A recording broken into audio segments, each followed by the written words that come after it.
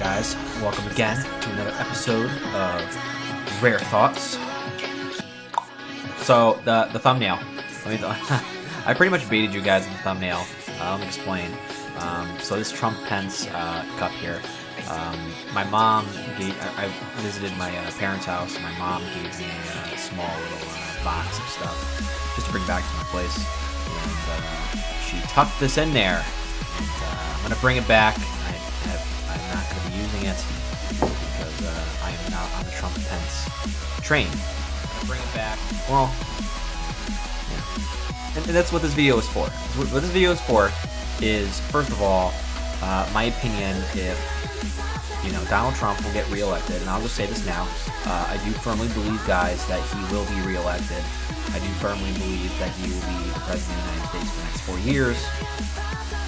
Unless something very bad happens, like a rigged election. I do firmly believe, whether you like him or not, it's not even the point.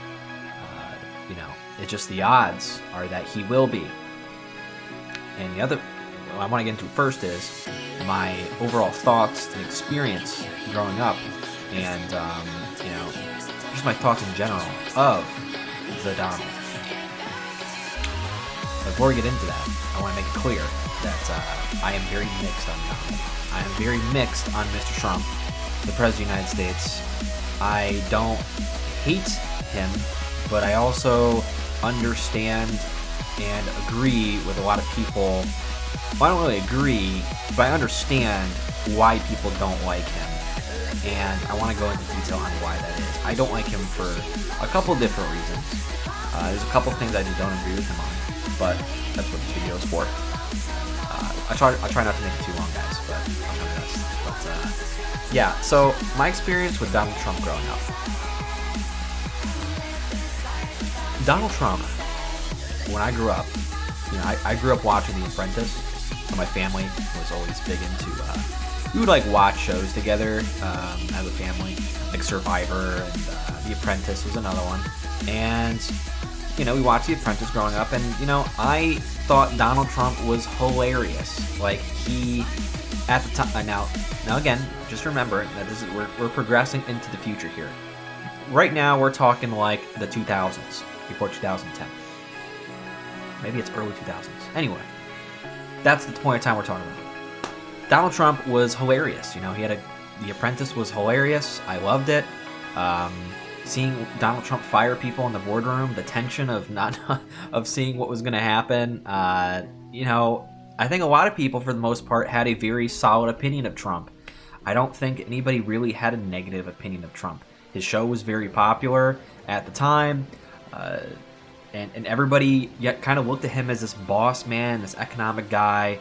There was some drama, I think, eventually with his casino business. And all that. I'm not really up to date with that stuff, guys. I just know of it. I don't think it's... I don't know too many details, but I know there was some, drama with that, with his businesses or something. And, for a long period of time, I think he, for the most part, was liked. Here's the thing, though. As time went on, Trump got a little bit more political. And he started getting more political. I vividly remember this. He was one of the... People always assumed Trump was this hardcore he has donated money to Democrats and Republicans. He has supported both. I mean, didn't he go to Hillary Clinton's daughter's wedding or something? And he donated money to Hillary at one point. Anyway, or Hillary went to his children's wedding. Anyway, there's connections there, right, with him and Democrats and Republicans. But most people, I think, at the time kind of thought that he was more conservative because he had that businessman persona. But he did come out against Bush for a long time. Came out against George Bush. He came out against the Iraq War. I mean, he did not like war. This was pretty evident at the time, as far as I remember. And I think that was mixed because I think most Republicans were for the war at the time. And I think a lot of Republicans did like Trump's persona, so it kind of was mixed there, kind of had a weird relationship there. People still like Trump. And I think I know when the breaking point was where people really started to dislike Trump. And this, I think, was the birther stuff. This, for me, guys, was something I don't agree with. I don't agree. It's just, man, the Obama birther stuff. It was kind of cringe for me. And if you don't know, like, pretty much Donald Trump was accusing, you can't become president of the United States unless you were born here. Donald Trump pretty much accusing Obama of being born in Kenya, I believe. And there's like theories of like, oh, he has the birth certificate of Obama's real birthplace. I think for the most part, guys, Trump just, when he doesn't like somebody, he kind of just goes at it no matter what. Even if maybe at times it could be kind of a little cross the line. And in my opinion, it did. I mean, it doesn't make me think of... Now, here's the question. Now, when you think about that, is Trump racist? Is Trump doing this because, you know, Obama was black? Would Trump be doing this if it was... Now, I was thinking about this today before I was making this video. Now, let's say someone was in Trump's or Obama's position back then. And instead of Obama being black, he was Russian. You know, would Trump have said, maybe Obama was born in Russia and not America? I mean, it's entirely possible that could be a thing. Do I think Trump is racist? It's a tough call. I don't think he's racist when it comes to that. Oh, man, that specific situation is tough, guys. Like, I don't agree with it. I don't agree with what he said at the time with that. I thought it kind of came out of left field and made him look bad. But I'm surprised, honestly, if you think about it, the Democrats didn't run with that more. But so that was a conflicted time, I thought, for Trump. And he said a lot of crazy things since that period of time. And he's flirted with running for president and finally did in 2016. So he went from like a really likable guy to slowly over time kind of going, like he spouts a lot of opinions, some a little iffy, and we'll get into that. You know, he says some things, guys. You know, here's the thing about Trump. He's very confident and kind of just doesn't give a shit about what he says sometimes without, like, and he kind of just blurts things out. And that's where I kind of side with Trump, because I'm kind of in the same way in a bit. But he's older and he's more a little senile, and he says some things he doesn't understand how they can be interpreted a different way. So, for example, the biggest thing I could think of when it comes to him saying some things that people took the wrong way was, for example, him talking about how there's rapists and murderers coming over from Mexico. I don't think, guys, Donald Trump thinks all people from Mexico are rapists and murderers. I think he said that. I think what he meant to say was he's looking out for America's best interests, and he wants to make sure that there's no criminals coming over from other countries, including Mexico. But he was targeting Mexico because, you know, obviously Mexico is on our southern border, so it's the most obvious pick to talk about. But he made it seem like, to a degree, now, not everybody, a lot of people are understanding, but a lot of people also kind of took that as, wow, Trump hates Mexicans, Trump thinks all Mexicans are rapists and murderers. No, a lot of Mexicans are hardworking people. They're some of the most hardworking people out there, and good people, right? But so that's another thing that I just didn't really. Sorry, guys, for background noise. It really pisses me off too. But there's really nothing I can do about it, guys. Trust me, you feel my pain with dogs, every day. You keep those dogs out in the cold. I should call the police. But anyway, help those poor dogs. But anyway, so let's continue here. So then the election happened with Hillary. Obviously, I think for the most part he won because Hillary is a terrible choice. Hillary is evil. Hillary is the definition of a career politician. Nobody likes Hillary. It's funny how she went out and said nobody likes Bernie. Nobody likes Hillary. Nobody. And a lot of women don't like Hillary either, for a variety of reasons. But so that's pretty much what I think about Trump. I can go more into detail. I guess I will a little bit. But very likable. And then he just says some things that I think can be interpreted the wrong way. But And there's the other thing, the grab him by the pussy thing. The thing about that was, he was kind of saying that, I believe, without being thinking about not being recorded. And I'm not going to blame him for that. And here's the reason why. Guys, we have all said some things that we don't want to have recorded. I don't care who you are watching this video. Like, I guarantee you, everybody has said something that they don't want someone else to hear. I mean, nobody is perfect. There's no way everybody out there has said everything. Like, I've said some things that I look like when I was younger or whatever. I look back and I'm like, wow, I should not have said that. I mean, everybody gets older and they realize that now. Trump is a lot older, obviously, and a lot of people in Hollywood do act like that, to be honest. I don't think it's really a surprise. They're very cocky. They're very... Here's the thing. I can talk about this for so long, guys. There's so many things to talk about Trump with. Because he's an interesting guy, whether you like him or not, right? He is very interesting. He's not boring. That is for sure. So, I think that's part of his appeal. I think that's why a lot of people like him. He is very outspoken, confident, and he's not really, part of that Republican hive mind. He kind of speaks for himself. Which, in my opinion, unfortunately, is not enough. And that's why it's tough for me to support him, because this is one of the reasons. One of the reasons why I personally, it's hard to get behind him when, there's been times where I kind of wanted to. I mean, he's a businessman, he can make the country better, and he is. I mean, the economy is doing very well. Unemployment is very low, especially for minorities. And a lot of the African-American community has been supporting Trump.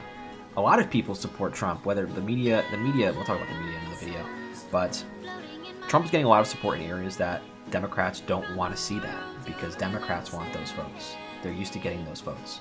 And some of those votes are shifting to Trump.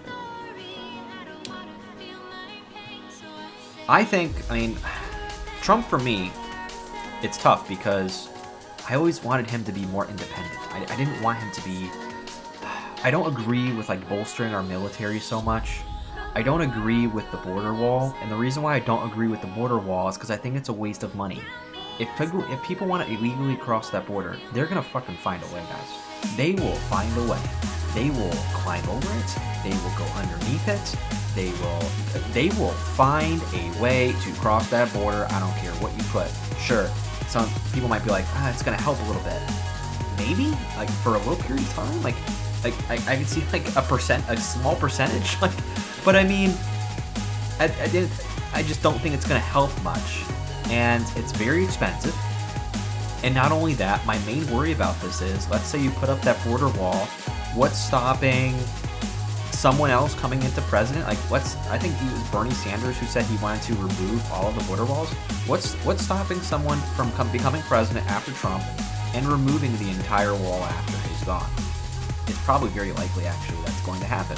And that's why I think I'm against the wall, because I just think it's a waste of resources. I'd rather have that money going to something well spent, personally. And there's some other topics where I just wish he would be more independent on, because guys, that Donald Trump at the end of the day is not he's not a Republican. His whole, he seems to be middle of the road. I mean, he's a negotiator. You can tell that he's not religious. He's not religious. He's not a neocon. He's not. He does have that business sense, and I'm like, damn, dude, why aren't you pushing to legalize weed?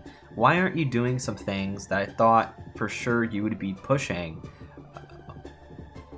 I don't know. It's just, and there's of course there's some things he says that I don't really agree with. I mean, the other thing too is a lot of people bash him for being friendly with other countries. Countries that are terrible people or terrible places led by terrible people. Where's that?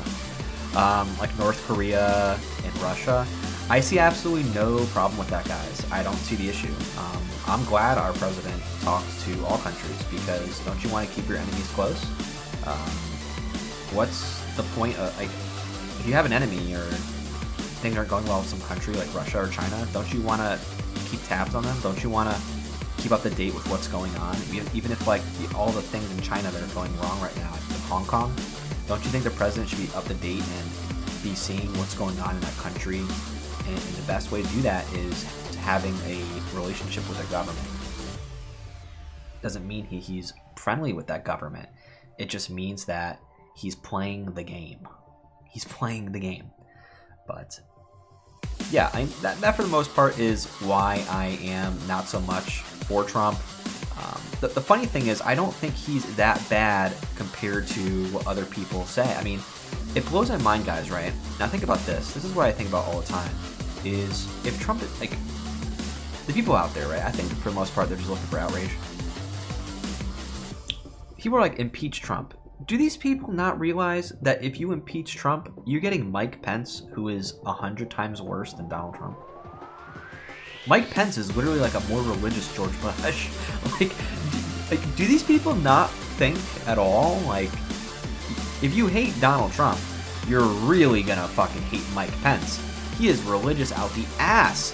Like, he's I think he went to a church, a seminar or something recently where the pastor was like anti-gay marriage, anti-gay, and I'm just like, dude, I don't think Donald Trump would go to one of those. And you want to impeach Trump, but you want to promote the guy who has been mostly anti-LGBT most of his career to be president? I mean, come on, what are you doing? Like, I just it baffles me, guys, sometimes. But at the end of the day, Donald Trump, he will be reelected. Why? Well, 1, he's the incumbent. 2, the economy's doing great. 3, unemployment's low. 4, there's really not much drama going on. I know the impeachment thing's going on, but that doesn't mean anything. The impeachment is a sham to just make him look bad in the news. That is for political talking, political points. And there's no good person going up against Trump. I mean, who do you have? Joe Biden, who is definitely is losing points fast because of the Creepy Joe stuff. And I do believe that had an impact, guys. I mean, the Creepy Joe stuff, all of the drama surrounding Biden, I think that is severely hurting him, guys. All of the videos of him looking like he has dementia.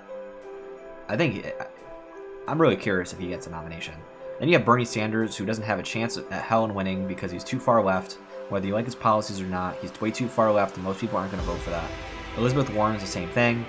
Pete Buttigieg,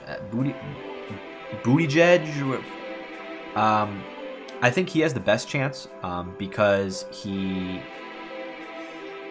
I don't think he appears as far left as those two, and he has kind of like an appeal with the Dems and people in general because it could be like the first gay president. So I think he has that appeal, kind of like how Obama had that kind of appeal, like because he was black, and I think people find that interesting.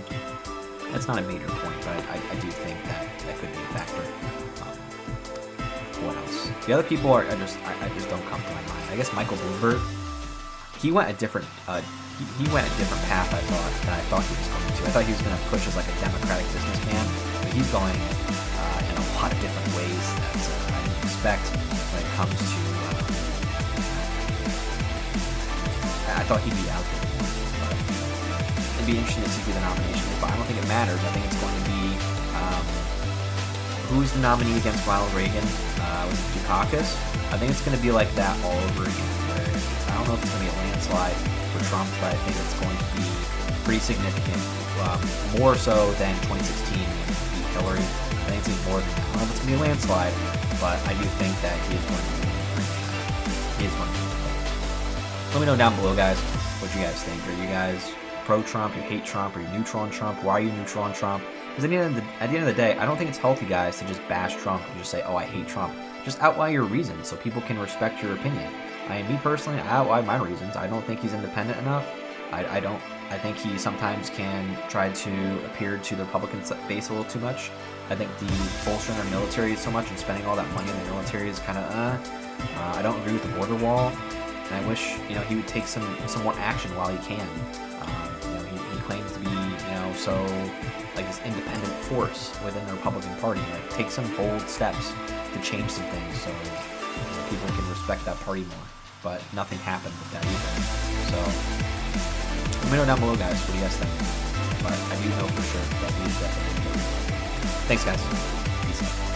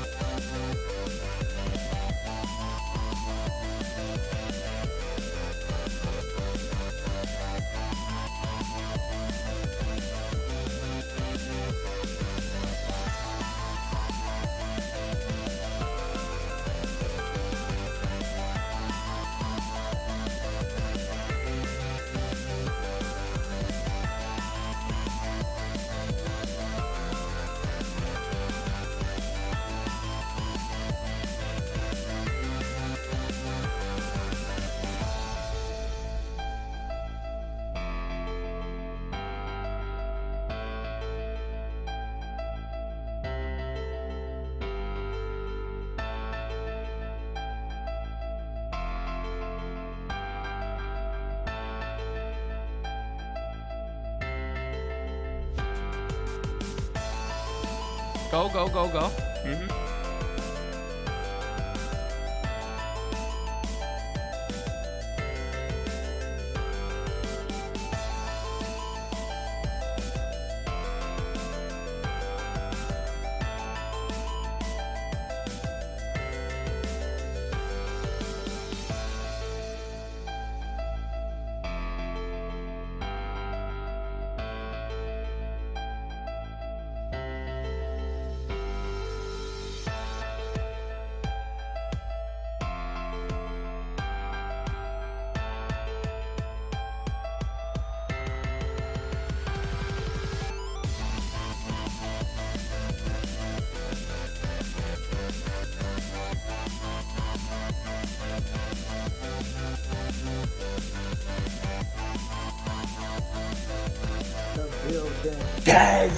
Geyser.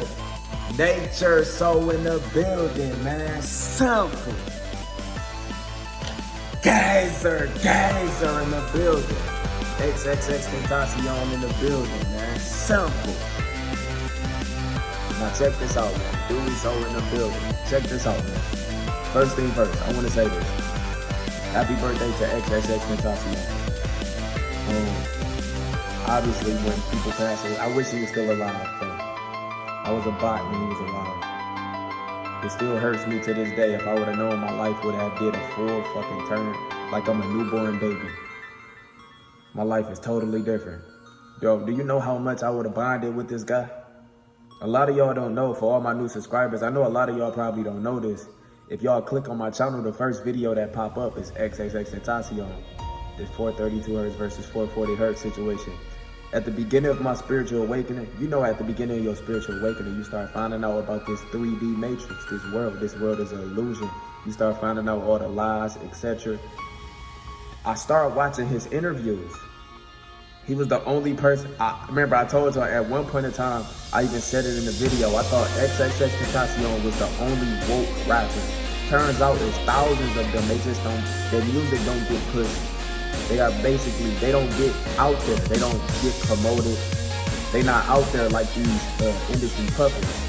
So you're not gonna really hear no conscious woke rappers on the charts. You might hear some, but they still a part of the industry. They still signed, they still are puppets to somebody that controls them. XXX Tentacion was the only person I knew that was a part of the industry and literally speaking about what I speak about today. So he played a big part of my spiritual awakening. And I told y'all, I hope all y'all start making y'all own channels. It'll help you. It'll help you let some of that shit out. Because at the beginning of your spiritual awakening, you're going to start learning about all this bad shit. If you just sit around and let all that, it'll catch up with you. It's something called spiritual depression. We all went through it. Me having a channel helped me let some of that steam off, helping other people wake up. I'm telling you, that shit be tough. Like, I remember one of the things XXX Tentacion said, he's going to reach the point to where he don't have to give a fuck about nobody. That's the point I'm at right now. And when he said that, he wasn't saying it in a bad way. He was saying it so you won't be affected by nothing. You know what I'm saying? You won't be affected because you know everything. That's why I told y'all 2020, I didn't want to pay attention to all the bad shit that was happening in this world. It's still happening in front of my eyes. That's why I take breaks from cancer and social media. It's a lot of people that depend on my industry, and I got a story time for y'all. It's a lot of people that depend on my energy. It's a lot of people that use my videos to help them. But I'm telling you, if you can make you a channel, start spreading this information, start speaking on how you feel, you will start changing a lot of people's lives to you. Understand what you're going through is billions of other people that's going through the same thing. You're not the only person stressed and depressed. It's billions of people going through worse. They need you. So you need to get your shit together. You need to pick yourself up. It's people that depend on you. You gotta understand that. It's all on you. It's all on you. We all trying to escape this fucking matrix together. There's no us versus each other. Y'all might see others, like people who call themselves spiritual, sending hate to other people that trying to wake people up. They bots. You get what I'm saying? And let me tell y'all this. I want to tell y'all something. I've been seeing a lot of, I haven't been getting so much love. Like, shout out to one of the chosen ones. He actually added my quote on my Instagram, under my Instagram post. It was a quote about being a lone wolf. I'm a lone wolf, I'm still a lone wolf. The only time I'm really talking to people is when I'm replying to messages or emails. I'm perfectly fine by myself. Bro. I go to nature by myself, go to the mall by myself. I do everything by myself. Literally, you're not alone. Nigga, you feel like you're missing out on something? I'm not missing out on shit. I'm not at no events with no celebrities. I'm not at no basketball games. I don't give a fuck about the scripted Super Bowl and none of that shit. I don't care about nothing. I'm not missing out on anything. As long as I'm in the moment, paying attention to how I feel, I'm serving my purpose. I'm perfectly fine. 444, let me tell y'all something, but he got the whole quote tatted on him. Bro, that's crazy. Like, that's crazy. Sometimes you never know how much you mean to people until you actually start seeing that you really are changing people's lives. A lot of y'all don't know, I don't look at myself as a celebrity at all. I don't look at myself as above nobody. You can do the same thing I'm doing better than me. I don't look at nobody below me. We all are literally in this same situation. We all trying to escape this bum-ass 3D world. Let me tell y'all something though. If you've been feeling bad, it's all on you. You gotta understand, I've been telling y'all for the longest, can't nobody save you but you. Nobody's gonna come and save your ass. And nobody gonna feel sorry for you. Because we all gotta go through our own shit. It's on you to pick yourself up. Let me tell y'all something, an email that touched me. I got this email 2 days ago. It was this girl. I'm not gonna say her name. Hopefully she don't feel, this is gonna help a lot of people if she see this video. 9 times out of 10, she gonna see this video. She was pregnant. She pregnant right now. but she's pregnant with a guy who abused her when she been in a relationship with him for a while. She said she was started dating him, I think 14 or 15, and he was like 24 or 25. He's now 30, and she's like, I think 19 or 18, but she pregnant with his child. She's been abused by him. She went through so much stress and hell with this guy, right? See, a lot of y'all be hitting me up. It's people out here going through hell. It's people out here homeless. It's people out here with children and they homeless. It's people out here that's getting abused and still stuck with their abuser. And people be hitting me up talking about they stressed and depressed and they ain't even going through nothing. You just feel that way. That's not even you that's feeling that way. But let me tell you, she basically said that she was living with his people. She didn't have nowhere to go. She living with his people. She's sleeping on the couch. And she said that she wants to kill it. She told me this, bro. She told me this. I can't ignore this. I told you I was gonna try to stay away from low vibration and people this year. Try to ignore all the bad shit, but when I seen this, I couldn't ignore it. She said she wanted to kill herself while she was pregnant. And she said she seen one of my videos, what happens, I dropped a video saying what happens if you commit suicide. And I said what happens if you like die, etc. That video had nothing to do with what happens if you do something to a child. Like if you commit suicide, you taking your baby life away and your life away. And when she sent that to me, dude, I was looking at that email for like 10 minutes. I didn't what words can I say to you in order for what can I, that shit, it hit me. And I basically told her, she haven't even experienced, she thought she loved this guy that she was with. In her eyes, she said he was the love of her life. She couldn't see herself without anybody else. She loved him so much, he was everything to her. A lot of y'all females and males, y'all have to understand y'all are not experiencing real love. Y'all ladies, y'all are not experiencing real love unless you have a child. If you bring something into this world, how many females you know who be stuck with this fucking baby dad and he be bullying her and all this while she pregnant and she be just going through stress. As soon as she have her baby, she pick herself up and she be living her best life. She got that motivation, that energy, that passion back because she experienced real love from God. That same love is lying within you at all times. When you have a child, you created that. That's a different level of love. That's love from the Most High, from the Creator. So this love that y'all experiencing, that's physical love, that's pleasure. Y'all not experiencing real love. Y'all don't know what real love is unless you connect them with what's within you. That's the same love. Nothing can replace that. Once you experience that real love within you, you would know you don't have to go out here chasing anything. No, bro, you can accomplish as many goals as you want. It's not approving what's within you, bro.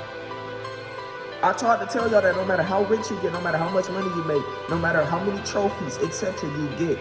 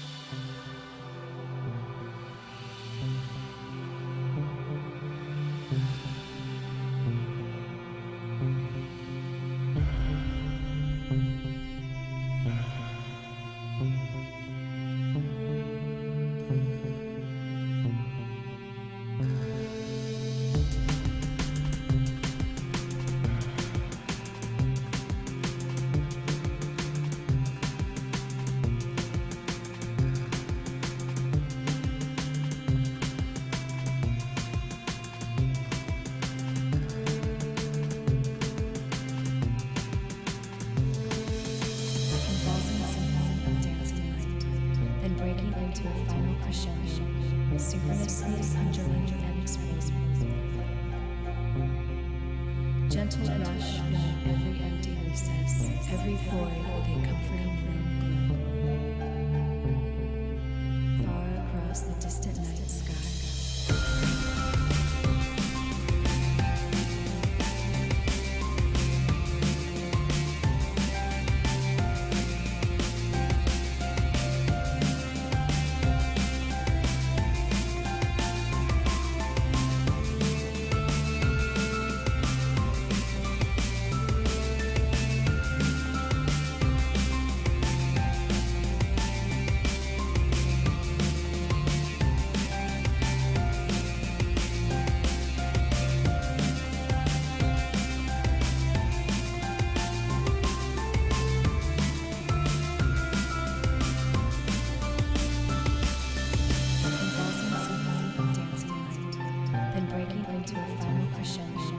Synchronously undulating and explosive.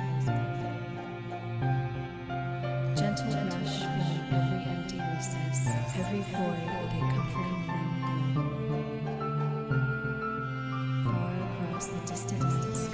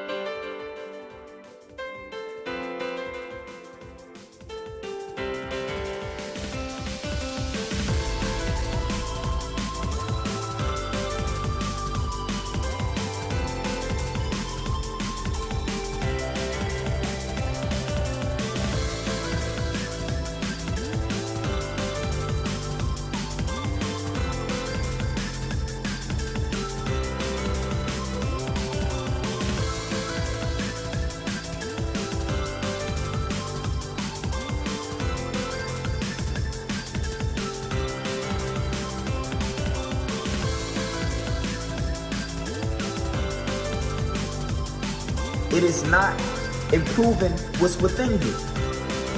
You have to go within, connect with yourself, pay attention to how you feel. when you start getting mad, be aware that you're getting mad. Be like, okay, you feel that pain coming. That pain is not you. You are the one that's aware of that pain. So if you get depressed, you think you're depressed. You're not really depressed. Trust me. We all have been there. We all have to go through something in order to figure out what's real. That's why I said this whole matrix is about us suffering and overcoming. Real shit. This is hell. This is a level of hell, bruh. We all have to go through something in order for us to have that spiritual awakening, right? In order for us to really find out what's really within us. It's like God testing all of us. He put the chosen ones, he put us through the most shit. He put us in different situations, seeing how we come out of it, and we always do. I told that girl, soon as she have her kid, that's gonna be the best love she ever experienced in her life. That kid, her child gonna motivate her to be back on her shit. Her child is gonna help her get on her. She gonna have a bigger responsibility. She's gonna be out that situation in no time. This is what I told her, and it's the truth. Like, you want to take your life away, you want to take your child life away. Your child didn't even get a chance to experience nothing. God is giving you that child in order for you to pick yourself up. Fuck your baby dad. Fuck him. Fuck the bot ass nigga. You gonna find better. You always gonna have something better. It's billions of fucking people in this world. Why are you stuck on this one individual? Think about that shit.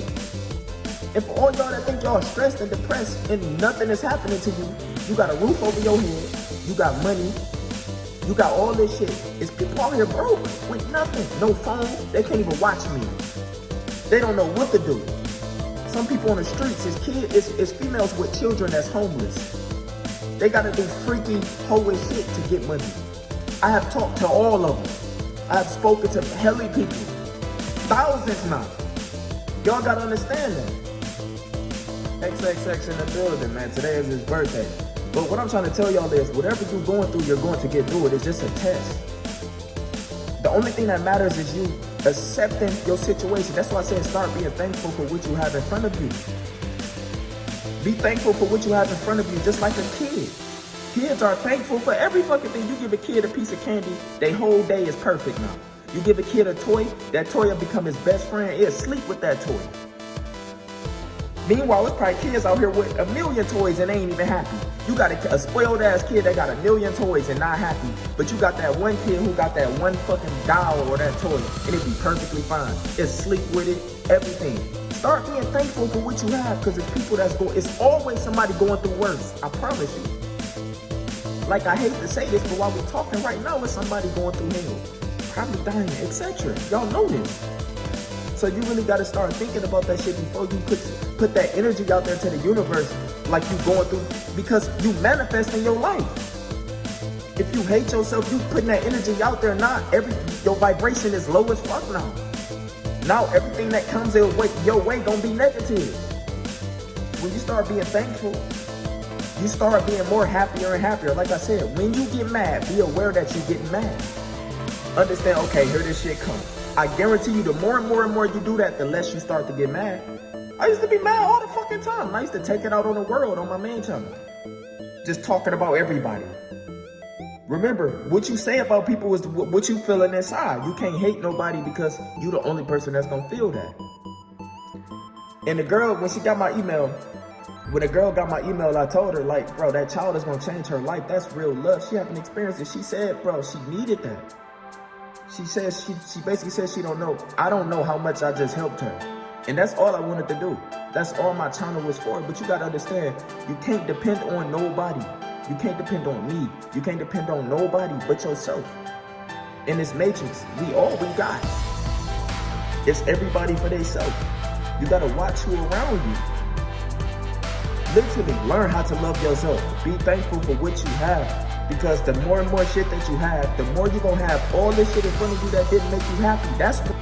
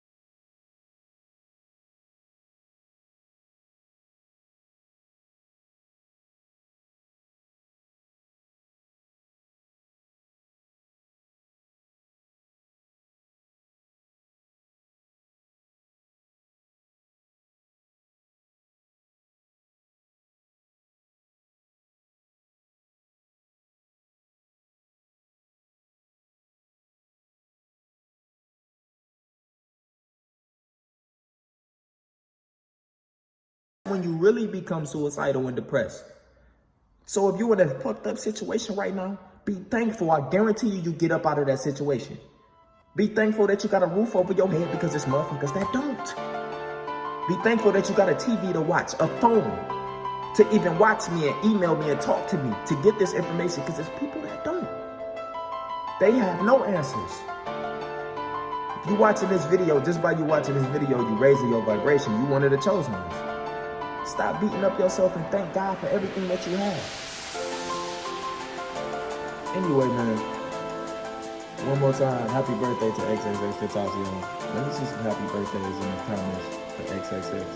Played a big part of my spiritual awakening. Wish he was here, I could talk to him. But his purpose is served. He woke so many people up, including me. Anyway, man, take care of yourself. I love y'all, spiritual soul savers.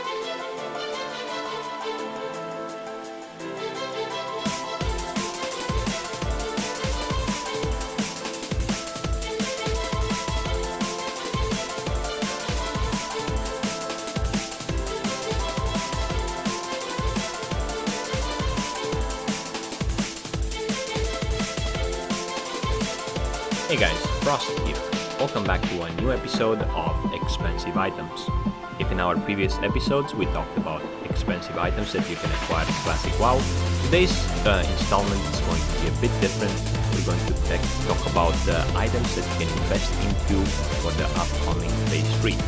Now, don't get me wrong, by making a video like this, I'm already influencing the market, but people that are already investors in this game, they had their homework done, so use this information as well as you can. I was hoping that this knowledge can help you maybe prepare for the upcoming Phase 3 or even make an extra buck. Use it wisely. So some of the items that will definitely go up in Phase 3, or some of them already started to go up in Phase 3, are the following. The first on my list is of course Black Lotus. Black Lotus on my server Farlina, before it was announced that Phase 3 will be released with Blackwing Lair, used to go for about 85 gold. Right now they're sitting at about 120, 125. As you can see here with my yellow name, I have like 6 listed on the market. They haven't sold yet, so I'll try to sell them for 130G. I have not invested in them. I just farmed about 60 in the month of December and January. Now, Black Lotus tends to be an item that is a bit overrated, I guess, because people tend to invest because it's like safe investments. But I don't think Black Lotus will be used as much as people think in Black Lotus. Maybe in a Blackwing Lair. Maybe for the first 2 or 3 weeks while people get the glimpse of Blackwing Lair until they manage to clear it in one go and fast without wipes. And then probably most of them will stop using flasks. However, that doesn't mean that the price will go back like it used to be before Blackwing Lair. I think on Farlina at least it will be steady around 120G. It might go up in the first week of the announcement Blackwing Lair, but eventually it will go back down. If you made some investments into this one, I think you're the lucky one. Although you can purchase a couple of them, because most of you will want to use flasks for Blackwing Lair until you get the content on farm. So make sure you have at least 3 of them to make 3 flasks. And let's move to the next item. Next item is of course Arcane Crystal. Arcane Crystals are kind of weird. They tend to fluctuate a lot. Like on Farlina in the past 2 weeks, they went exactly after the announcement. Before the Blackwing Lair announcement, they were 40G.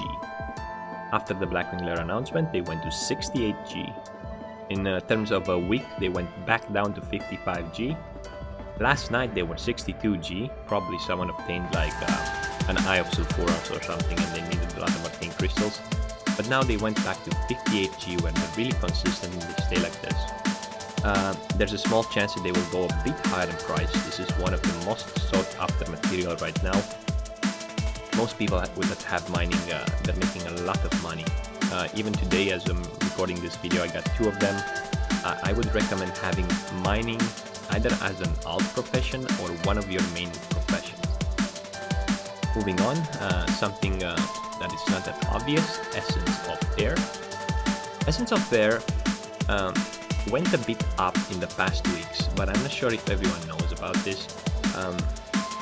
With the release of Blackwing Glare, a lot of new gear will come in the market, and it will need to be enchanted, and also new recipes such as enchant weapon 15 agility, one-handed weapons, which is going to be great for hunters. Most hunters will want to get them enchanted, and probably we'll get the 25 agility too.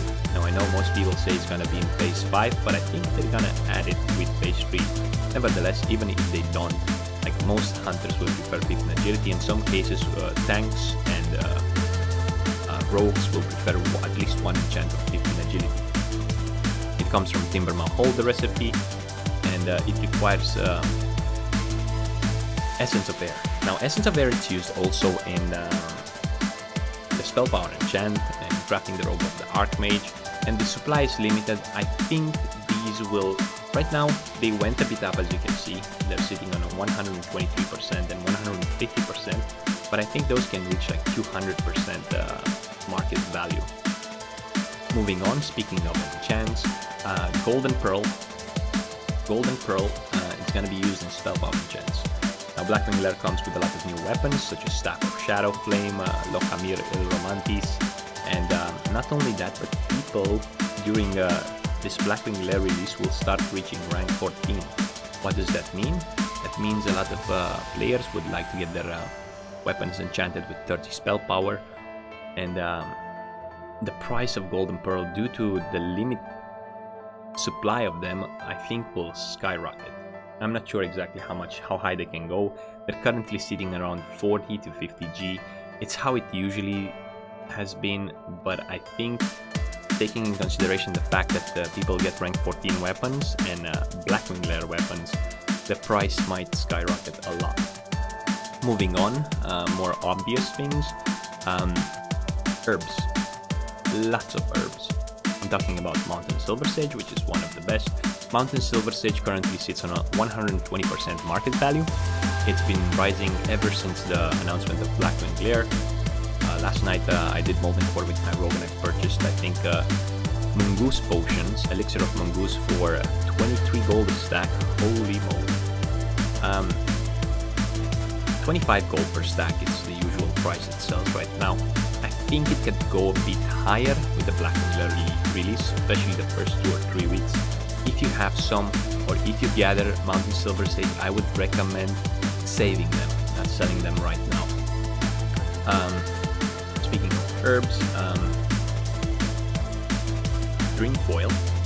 Green Foil used to be like 5 gold when people were farming Crypt.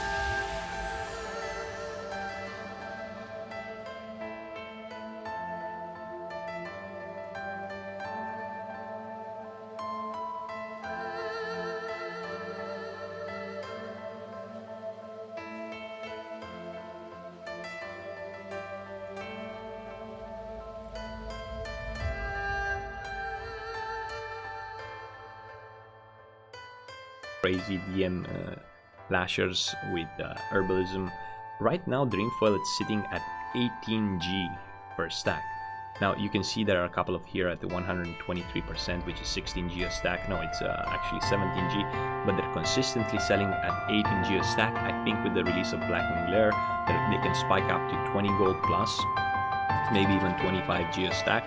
Mostly because Dreamfoils are used almost in every important flask or protection potion or arcane elixir and so on. This opens, if you want to check my grind for lashers, this opens new opportunities for lashers, because in 1 hour of grind you can get at least 1 stack of dream foil there, plus Grom's Blood and Mountain Silver Sage. Plague Bloom, used in Elixir of Mongoose. Plague Bloom is currently selling at 122 marketplace, 122%, which is 20G per stack. Insane. Keep in mind that these are the prices on Firelina. On some servers they might go even higher or lower. And if you're wondering what kind of auction house add-on I'm using, it's called AUX. AUX. I'm gonna leave a link in the pinned comment down below if you want to get it yourself. Plague Bloom is gonna go high as well. And moving on, one of the other Ghost Mushroom. Ghost Mushroom is sitting like on 1G market value right now. I think it can go even higher because limited invulnerability potions might be used in Black and Bear. Right now it's 1G, like I said, 1.2G. I think it can go up to probably up to 2G. Now, on the obvious part, Greater Eternal Essence and some other enchanting materials, of course. Greater Eternal Essence used to sell for about 5G, 4 to 5G a couple of weeks ago. It currently went up to 755, and if you list them for 24 hours, sometimes I sell them at value that even for 9 gold. I've sold last night like 5 Greater Eternals or Eternals for 9G each. Now, you have to understand that this is the rarest and the most used material in enchanting. It's gonna be used in the upcoming 15 agility enchant, and it's gonna be used on all the gear that drops from either Black and Glare or from the rank 13, 14 gear that people would acquire. Now, the supply will be limited, and the demand with the release of Black and Glare and people ranking up, is gonna be insane. So I'm expecting Greater Eternal Essences to sell for huge amounts of money during the first couple of weeks after Black and Glare is released. Also, keep a lookout on other enchanting materials, but this will be like the most sought after. Another thing that people tend to forget about are the Librams. Librams of Constitution, most important. People reach rank 13, rank 12, they get their pants, they get their helmet. They need Libram of Constitution for the PvP gear, especially since it's epic and so on. Also, there are some off pieces in Black and Glare that will require Constitution. Voracity as well, as you can see on my server, Constitution goes for 180G, while Voracity goes for 230. Now you might say, yes Frost, but tier 2 pants and tier 2 helmet were already available. Why would the Voracity go up in price? Or even Focus. I'm betting on all 3 of them going up. That's because there are off pieces in Black and Glare, and there are PvP items. Yet again, too many people get new gear and prices tend to go up. Less people are interested in farming and more people are interested in doing raids, PvP and so on. So the supply will shrink, all the demand will expand. Moving on, another thing that I want to talk about are the Greater Fire Protection potions. Now, Greater Fire Protection potions, I was estimating before the announcement of Black and Glare that they will go up to 9G. Apparently, they're already 8G. And we have like 2 weeks until Black and Glare will be released. Mostly they went up in price because the price of green foil increased and also the price of elemental fire, which we currently I think it's selling for about 6G. If you want to save yourself some for the upcoming content, please do. If not, that's okay. You can use I think fire protection potions are used for 1 dragon and Black and Glare, probably Ebon Rock, and Greater Shadow Protection Potion. Now, I actually have about 250 of those Shadow Protection Potions right now. I didn't invest in them because I usually don't invest. Most of my gold, 95%, are made by pure grinding. Like, you see my guides and so on. I don't invest because I don't really enjoy this aspect of the game, but some of you might. And I think this information can be useful for you. Now, the way I made those Greater Shadow Protection Potions is by leveling Herbalism twice and on 2 characters, and doing Scarlet Monastery with my rogue from level 32 to 37 or something. So, I got Grave Moss from there. They're gonna be used probably for an Nefarian, and right now they're 7 gold 45. I don't expect them to go even higher, to be honest, because a lot of people saved a lot of them. I would expect them to be stuck at 9 gold on my server and so on. They're made from Fade Leaf and Brave Moss.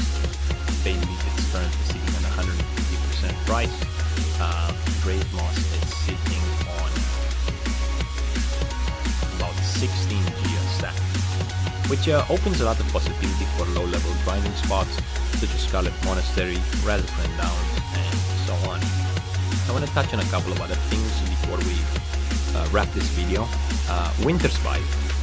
Winterspite has gone insanely up in price. Currently it's sitting on 1.4 gold pop. I did have a couple of them saved. I made elixirs of frost power, which are gonna be used in Blackwing Lair, by the way. If you farm the DM Lashers, you can get some in Alterac Valley as well. I think they'll keep going up because elixir of frost powers will be used in Blackwing Lair. So this is, I want to wrap it out here. Of course, there are other items you can think about investing in or saving for yourself for future use, such as the Dark Moon Fair ticket items, such as Dense Grinding Stone, Thorium Widgets, Rug Leather or Rug Armor Kits, Evil Bat Eye, and Glowing Sword with Blood. I think this is it, guys. Hope you use this information to your advantage. Hope it helped with something. Thank you very much for watching. Until next time, stay frosty.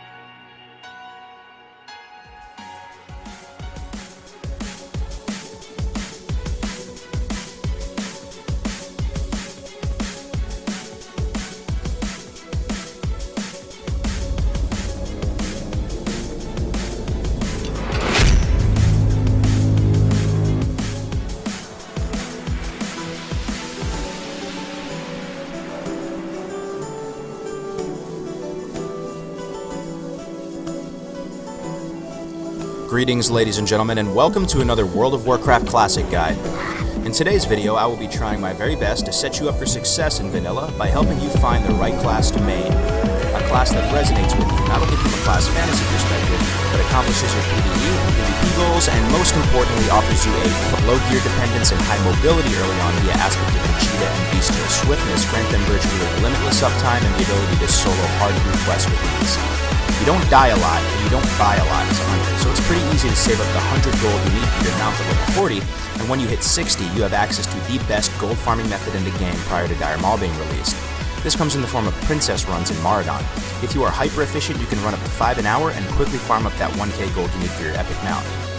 While hunters are mandatory in a raid environment for their trank shot and kiting potential, out of all the pure DPS classes, they generally output the least damage, falling behind warlocks, warriors, mages, and rogues. However, don't fret, the hunter playstyle is smooth, super flavorful, and a blast to play. The class offers a whole other dimension to the game with the different pets you can tame and the variety of unique abilities they have. Hunters are awesome in PvP. They're great duelers, they're great out in the open world, and they are monsters in battlegrounds, being almost impossible to run away from. As a damage dealer with huge range and a lot of control options on the table, such as traps, scattershot, intimidation stun, and wing clip, you are often the choice defender for the Flag and Warsong Gulch premades. Next up is the Priest. At level 60, Priests were generally expected to heal in dungeons and raids, but were overall the most versatile healers in the game. They have strong single target heals, decent healing over time spells, below average raid healing, but also brought powerful shields to the table that could absorb damage. Priests usually top the healing meters in a raid environment, and many people consider them the premier choice as far as healers go in vanilla. With regard to the leveling experience, Shadow Priests excel. Their high sustain, coupled with a very efficient damage rotation and increased wand damage, made them one of the smoothest, most consistent levelers. All you would do is dot, mind flay a couple times, wand, and rinse and repeat till 60. However, Priests did lack mobility and struggle dealing with multiple mobs at once, so their leveling speed isn't quite as competitive as a Hunter, Feral Druid, or Warlock. In PvP, all the specs were viable, but Holy and Disc were pretty squishy and lacked the mobility to escape when being focused. Shadow Priests were monsters in PvP, especially at Horde, since you didn't have to deal with Will of the Forsaken. In vanilla, Shadow Priests built a reputation as face melters because they would dish out insane amounts of damage, with the main issue being managing mana so they didn't go Priests were fantastic duelers, had very flavorful iconic abilities such as Mana Burn, Mind Control, Psychic Scream, and were pretty much great in every aspect of PvP. Highly recommend playing Priest. Next class up is the Druid. Druids are possibly the most underrated class in vanilla WoW. They are underrepresented, they are underestimated, but in my opinion they have the potential to perform very well in both PvP and PvE. Feral Druids are extremely good levelers, only second to Hunters. They have low gear dependence, high mobility, high damage, high sustain, and the ability to finesse the stealth mechanic to their advantage, being able to navigate through tricky areas and complete otherwise difficult quests. We have consistently seen over the years Feral Druids hit server first 60 in under 4 days played, sometimes even beating Hunters. And when they get to 60, they're usually the first there, and they can tank dungeons well, and even the early raids such as Molten Core, BWL, and ZG. Highly recommend playing Feral. However, Druids function primarily as healers at 60. While they don't necessarily top the healing meters, they offer the most mana-efficient healing in the game in the form of rank 4 Healing Touch. They also have fantastic raid healing through their variety of healing over time spells, and the 2 best raid utilities in the entire game hands down, in the form of Rebirth and Innervate. Druids sometimes struggle as the solo healer in dungeons, as they didn't have a regular resurrection ability, so they were best used alongside a DPS that could res or as a tank. In PvP, Druids were fantastic. A hybrid Feral Resto Druid was extremely hard to lock down and kill, making them the go-to flag carriers in Warsong Gulch. Out in the open world, being able to open from stealth and easily run away helped you get away from ganks and made you definitely a big threat. Highly recommend playing Druid. If they're very fast to gear up as well, there's not a lot of competition for gear, and you can definitely make a name for yourself.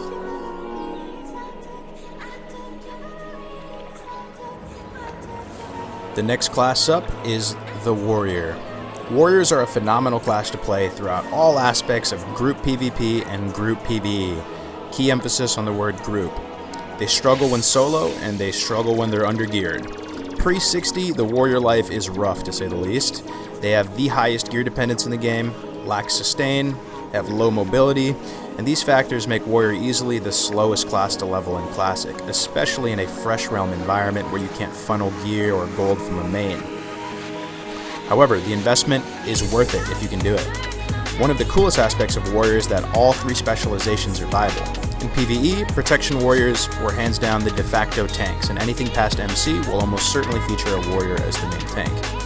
Fury Warriors are a tier 1 DPS and scale fantastically well, especially moving into AQ and Noxoramas. Arms Warriors, while often potatoes when solo or when undergeared, are unstoppable in battlegrounds and out in the open world when supported by dispels and heals. Overall, Warrior is a great class to play in Classic. A lot of people think this was the era of the Warriors. They're one of the most populated classes.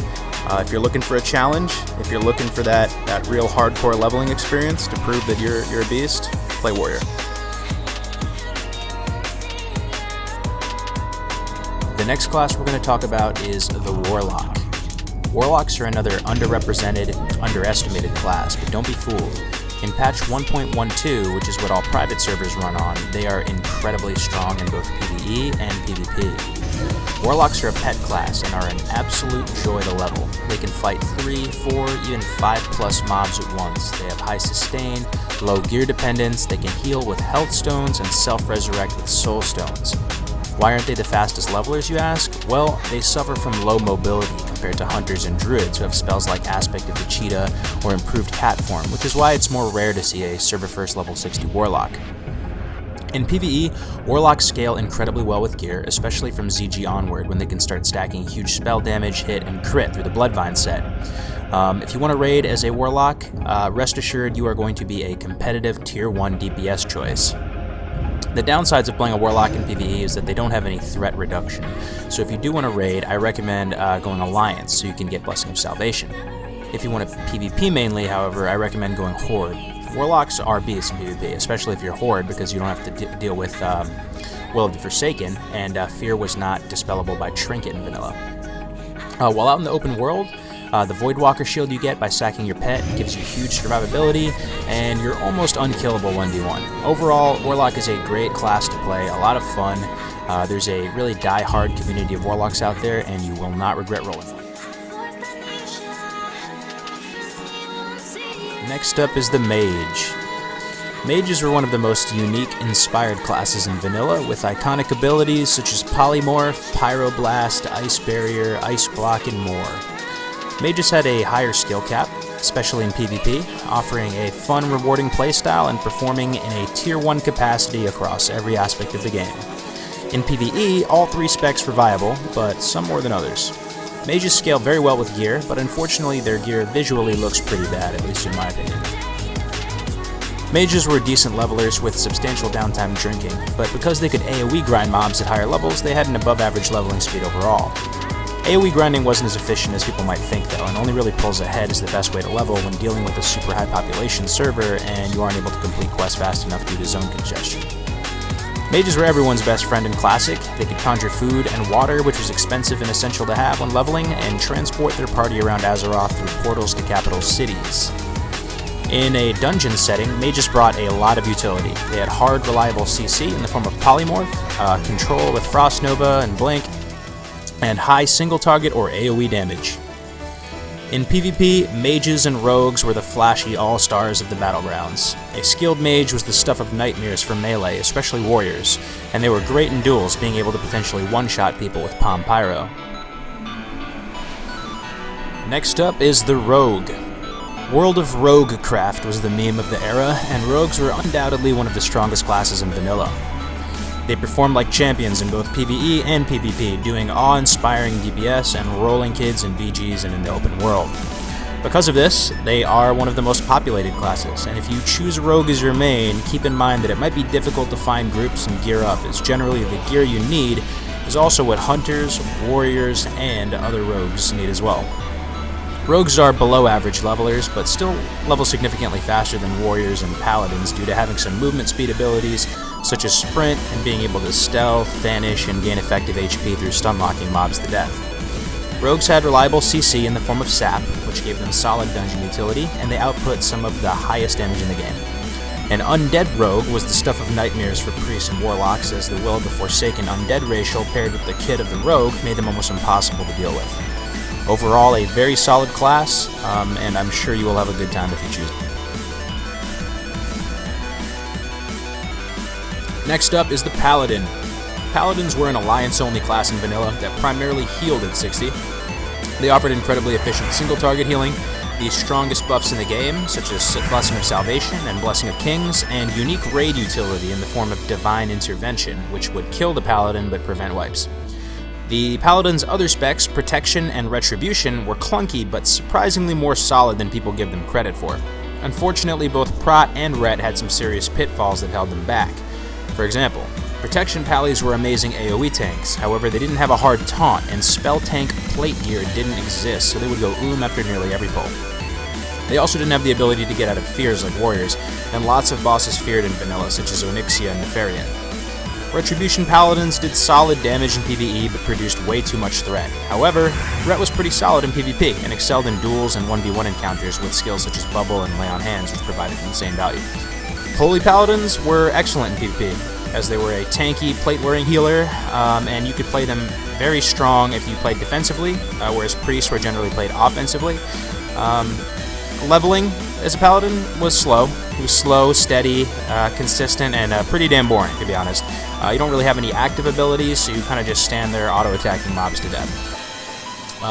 You get a free mount at 40 and 60, some of the coolest armor sets in the game, and overall pretty fun class to play in Classic.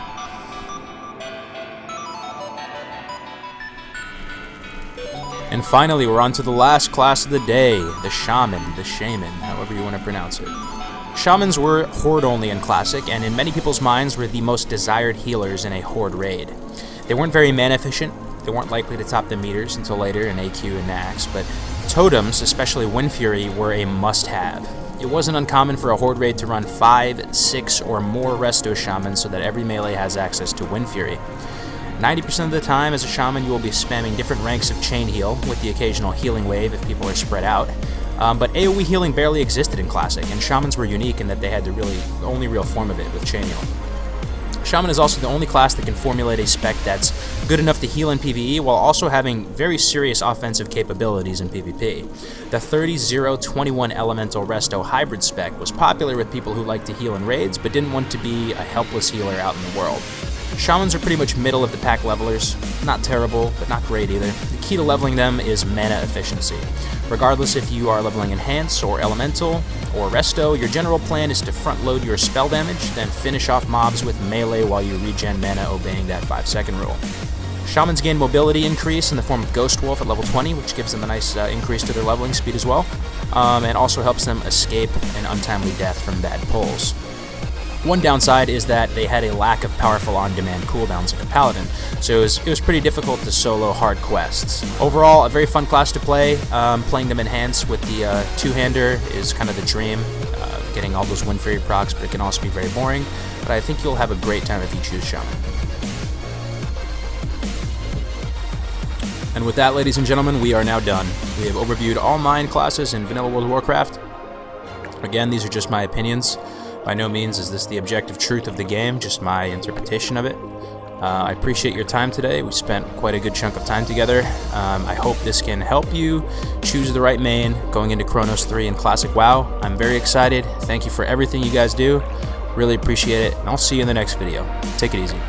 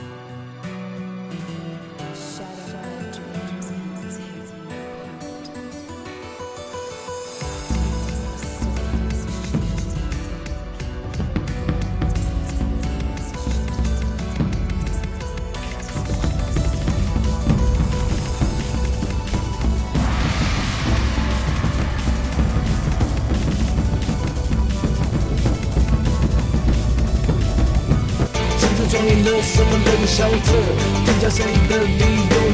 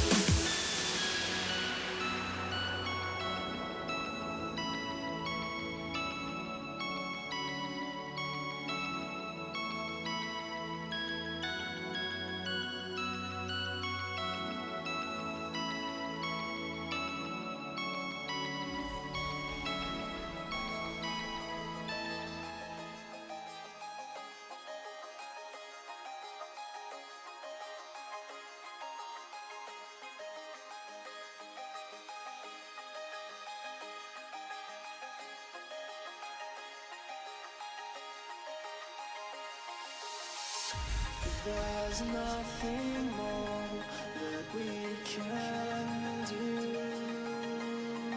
here.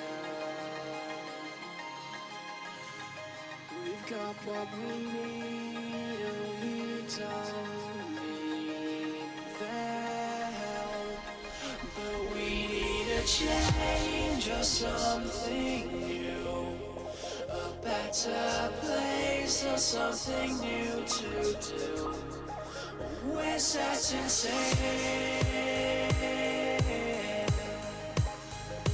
for somewhere else. There's no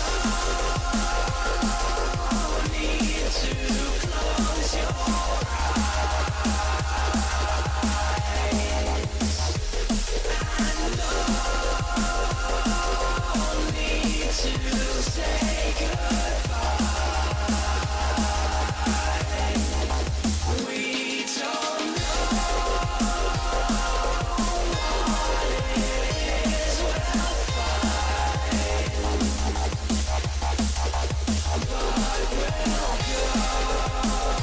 go just to ease our minds.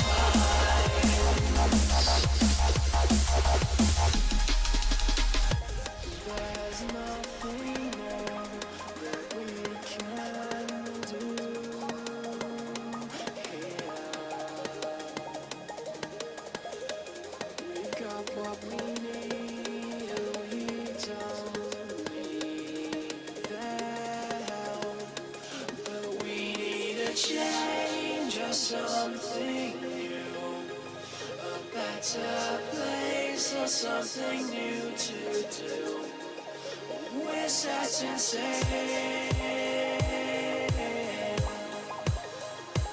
for somewhere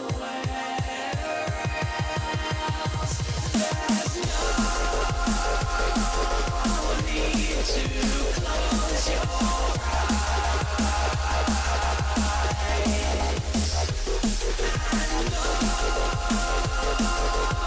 need to say goodbye. We don't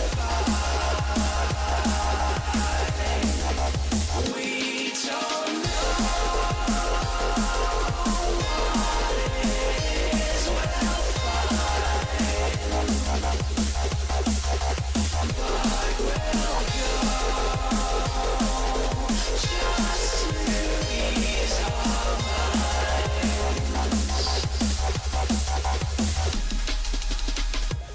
There's nothing more that we can do here. We've got what we need, and we don't need their help. But we need a change or something new, a better place or something new to do. We're searching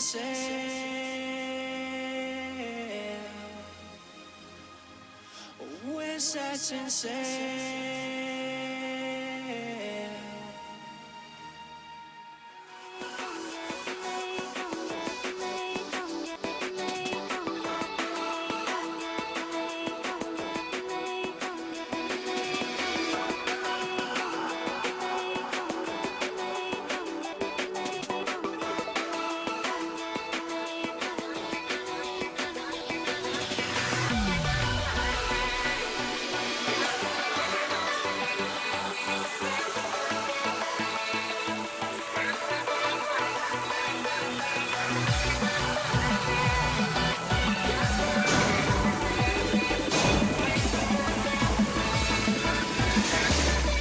What's up, everybody, and welcome back to another episode of Lockdown 23 and 1. And today we're going to be jumping back into the penitentiary mind state. I know a lot of people, say, man, stop talking about prison. Okay, stop talking. You're not in prison. But this channel is built and intended for the individuals that might be going to prison. You know, 1 out of 200 people are locked up in a prison right now in America. That's right. 1 out of 200. That's a lot of freaking people. And a lot of these individuals are out on bond, terrified, not knowing what the hell they're going to do. They've never had any kind of experience being locked up. They might not even be on the streets. They might be, going to prison on some white-collar crime. They're not about that life, but guess what? They're going to have to go. So always keep that in mind when you're watching this channel. It's helping a lot of individuals. I'm not just here meditating on my past and, cherishing my moments in the penitentiary. Look, prison was hell on earth. I cannot sit here and explain that enough to you. I mean, I had a decent time in there for what it was worth, but at the same time, man, you're just rotting away. You're rotting away. There's nothing cool about prison. So with that being said, let me also tell you my back is blown out. That's right. Every now and then, like once every 5-6 months or so, my back will go out on me. I don't know why. It's like I got some kind of pinched nerve, but I went to go pick up Lucy last night, and her big bone self just freaking broke me down. It felt like I got shot in the back, and now it's a struggle for me to even sit here in this chair to make this video, but I am pushing through it, and I'm making y'all some content. So I hope you enjoy, and the people that might be going to prison, I hope you learn something. It's real stuff, right? I made a video on how not to look like a fresh fish in jail, and this kind of falls into the lines of that category. Jail and prison are very different, all right? They're very different. I mean, there's some things that are pretty much the same, but when it comes to the lifestyle and how inmates live, it's totally different, okay? When you go into prison, people are doing some serious freaking time. In jail, they're just awaiting. They don't know if they're going to be facing a lot of time. And sometimes jail can be worse than prison, believe it or not, because people are so stressed to freak out. They don't know, they're just getting taken away from their family, and all kinds of stuff is going through their head. They just now losing their job, losing their kids, losing their marriage. But when you get to prison, a lot of people have kind of settled down. They came into terms with what they're facing or what they're going to have to do. But when you get into prison, there's inmates that's been sitting there for years and years, and that's what's bugging them now, okay? Not the fact that they don't know what's going to happen, but the fact that they know they're probably never going to see the streets again. And also when it comes to gang life, man, it's a lot more organized, and the racism level definitely increases when you get to prison. But I'm going to tell you all a few things, a few tricks. If you do happen to go to prison and you don't know what to do, you might need to meet someone or break the ice. A lot of people, that's one of their number one worries, okay? It's not really so much being raped or stabbed, okay? Because a lot of people in jail will tell you that stuff doesn't really happen so much, and the individuals that are getting stabbed and stuff like that are usually gang affiliated or people that owe debts, okay? So the majority of people going into prison are really worried about if they're gonna be able to fit in, you know what I mean? And I'm gonna tell you a few things that you can do to really fit in, break the ice, and get into the groove of your stay in prison. Now we gotta break it down in steps. The first thing that you're gonna be doing when you step foot in prison, okay, you're gonna be eyeballing everything. People are gonna be eyeballing you, but the very first thing, okay, after getting booked in and going through all your little physicals and stuff like that, you're gonna be going through a series of holding cells, all right? Holding cells. A lot of people like me, when I first went to prison, they put me in this cell.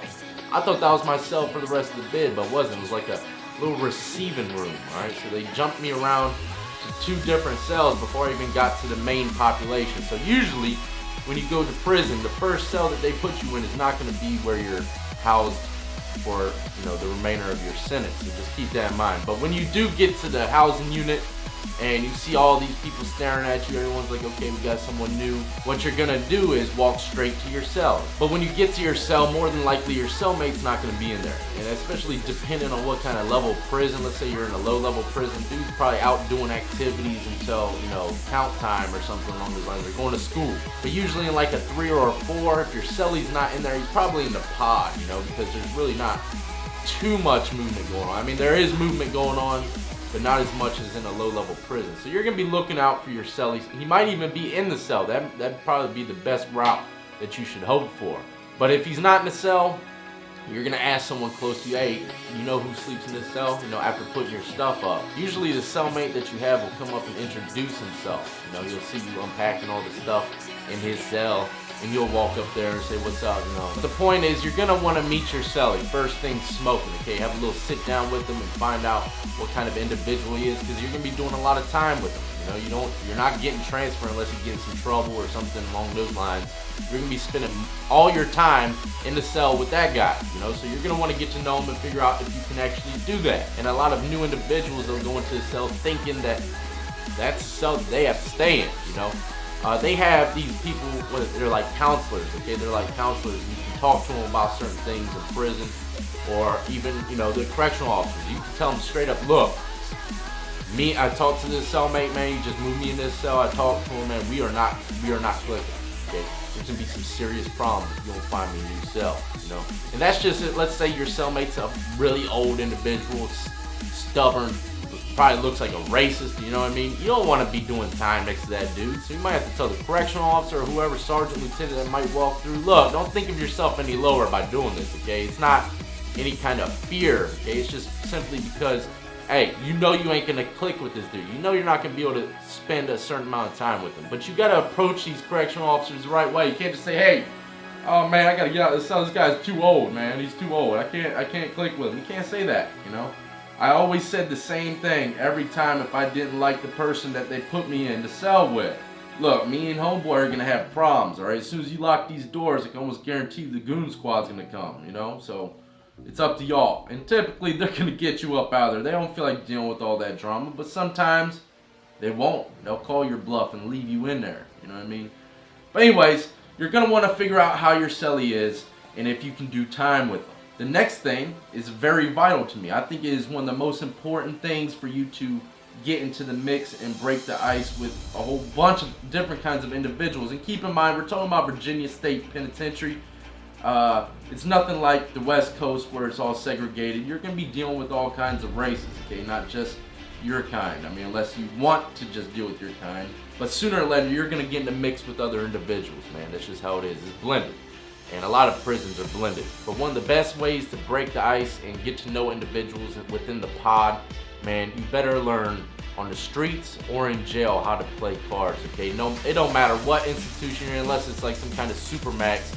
You're gonna come in the pod and you're gonna see people either playing chess, dominoes, checkers, cards, spades, pinochle. This is the type of stuff that you better have learned in jail, because like playing cards and tabletops like that is just like second nature to people in prison. Okay, that's just, it's like drinking water, eating food. That's something that's always being done. And you think that a lot of card games might have gambling. A lot of card games, they don't gamble. You know what I mean? I used to roll up into a pod for the first time, even though it wasn't my first day in prison, but I got transferred maybe to a new prison or a new pod. Man, I would put my stuff down, talk to the cellie. I would go down to the spade table or whatever, and I'd be like, yo, who's got next? You know, I don't even know any of their names yet. You know, I don't know any of their names. I'll be like, who's got next? And they'll be like, you. And then, you know, once you start playing cards, you get to small talk, and they'll be asking you questions the whole time they're playing cards. But yeah, so where you coming from, bro? You know? What kind of charges you have? They're gonna start questioning you left and right. Now, another major thing that you need to look out for, okay, when you first come into prison, there might be people coming up to you. Yeah, even in Virginia prison where the racism and the segregation isn't really at high, there's still a higher level of racism than you ever seen on the streets, okay? So when you go into prison, let's say you go into your cell for the first time and two guys come and roll up on you, two black dudes. Let's say you're a white guy, okay, and two black guys roll up on you. That's not typically, they're not typically gonna be looking to make friends, okay? They're actually doing some fishing. Someone probably sent them your way to do a little fishing, find out if you're a child molester, find out if you got any money. You know, they might ask you crazy certain questions that might lead into canteen, you know? Man, don't fall into that trap. Don't, as soon as you meet someone and you start talking about money and food, that's bad. Okay, that's bad. Just completely veer off of those questions, you know? Don't be scared to be like, look, that, you know, bruh, what does that have to do with anything? You know what I mean? What is my money or my food? How did we even get to this subject of canteen, bro? I don't even know your name. So be on the lookout for that, man. People are always out there scouting, and you might have, typically, you might have an old individual come up to you, man, for real. Most of the times it's the older individuals that come up to someone because they can see if someone looks like they're probably lost or shy or intimidated. They kind of, that's almost like their way of doing time, meeting new individuals and telling youngins the rope. But some of these old heads might be freaking booty bandits. So you gotta be very careful, man. You know, it's so hard to explain because there's so many different variations in prison. You know, so many different kinds of inmates, so many different kinds of prisons that roll in different ways. And you know, there's a lot of undercover homosexuals in prison, man. You might not have any earthly idea that that dude's on that type of level, but He's trying to become your friend and sugar you up to become, you know, his little sex toy. For real. That stuff happens on a regular basis. I told the story on Little Bobby, and a lot of people said, hey, you should have helped Little Bobby. Look, how am I gonna help Little Bobby? You know what I mean? I can't help everybody. And you know, the same thing goes for a black guy. If he goes into the cell and 2 white dudes roll up on him, ask him all kinds of crazy questions, man, even though you more likely will never see that in a Virginia prison. Normally, a black dude walking into prisons and be rolled up on by his own race. You know, you typically don't ever see a white dude, just a couple white guys just roll up on a black dude on his first day in prison, walk in the cell and ask him questions. You don't see that. I don't think I've ever seen that. You know what I mean? So yeah, always be on high alert on who's going to be talking to you first, okay? Find out who your cellie is.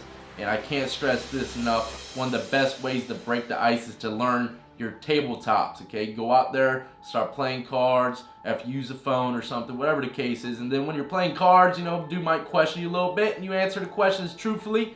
And then you start asking him questions on how everything functions. Hey, how many people do I need to get a shank? How many people are carrying shanks in this prison? Is there people getting raped? You can literally ask these dudes all this stuff. And they might laugh at you, some of them, but some of them are going to be real and authentic with you, man. You know, these are real questions that you need to ask in the penitentiary, especially someone that you might be playing cards with for a day or two. Very vital, especially with the shank situation, man. A lot of establishments, they carry a lot of shanks. You know, you might seriously need to get yourself one. And that's just the facts of life in the penitentiary. You also got to be ready to fight. You know, a lot of people ask me, hey, is it possible for you to go through prison and jail without fighting at all? Man, look, I'm sure probably it is, okay? But I'll tell you this right now, it's very rare, okay? Very rare that you're not going to at least get in a fight during your whole time in jail and prison. You're going to, I can almost guarantee 99% of the time, you're going to have to throw them hands, regardless of what kind of respect you show to people and how polite you are. Someone's gonna test you and you're gonna have to throw them hands. Mark my words. Even me, man, I was one of the easiest going cats, most joyful and cheerful individual in prison, always making people laugh, telling crazy stories. I still fought, but most of the times that I fought were on my own choice because people were annoying the shit out of me, you know?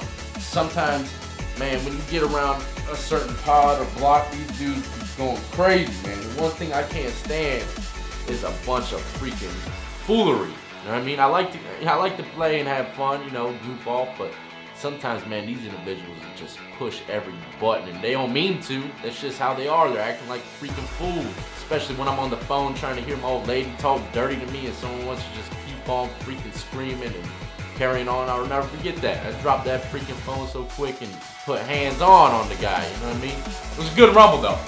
I ain't gonna lie, he got the better half of me. Man, I'll tell you what, I apologize if you see me doing these little cut scenes and going back and forth in my seat. My back is killing me, you know? And I think it all started from prison. Believe it or not, I was doing clean presses on the yard.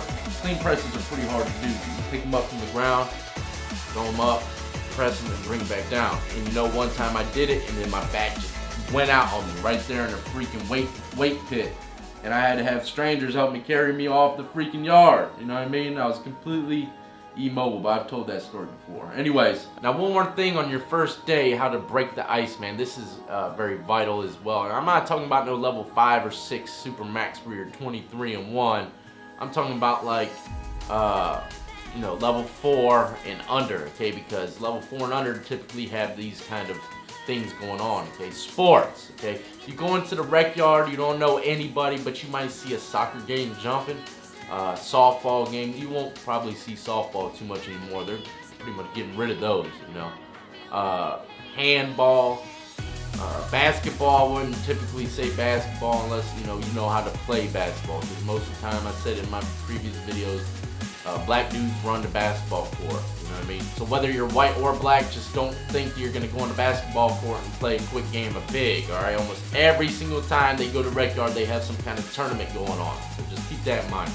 But when it comes to like soccer or, you know, any other kind of sport, handball, stuff like that that's going on in the yard, look, those individuals are typically the ones that you want to say, hey, can I get in on it, you know, because they're active. Okay, most people that are on the yard and are active, they're not really into too much unless they're lifting weights. But most people that are doing sports are not really into the drama of the prison, okay? You'll be able to tell because the individuals that are all about that penitentiary life, that gangster penitentiary life, they're usually huddled up, you know, talking about the drama going on, or they're clicked up within the yard. The other individuals, you know, that aren't really about none of that crap, they're over there playing soccer, you know, doing freaking triathlon type stuff, playing frisbee, stuff like that. Those kind of cats, they're not worried about the freaking prison politics so much. They're just doing their own thing and killing their time.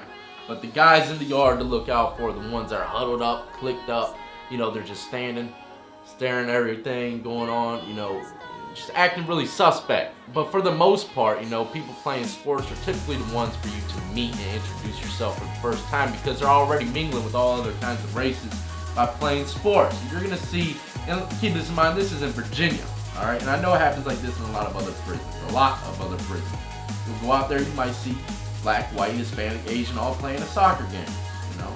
And those are the guys you want to get up with, because they're not worried about race, they're not worried about their gangs or anything like that, because if they were, they'd be chilling with their whole clique. But you know, to wrap this up, there's all kinds of ways for you to break the ice and introduce yourself to individuals, but there's one huge piece of advice I do need to tell you, man. Do not act more hard than what you are. Nobody likes you acting like a freaking hard ass. No one likes that, okay?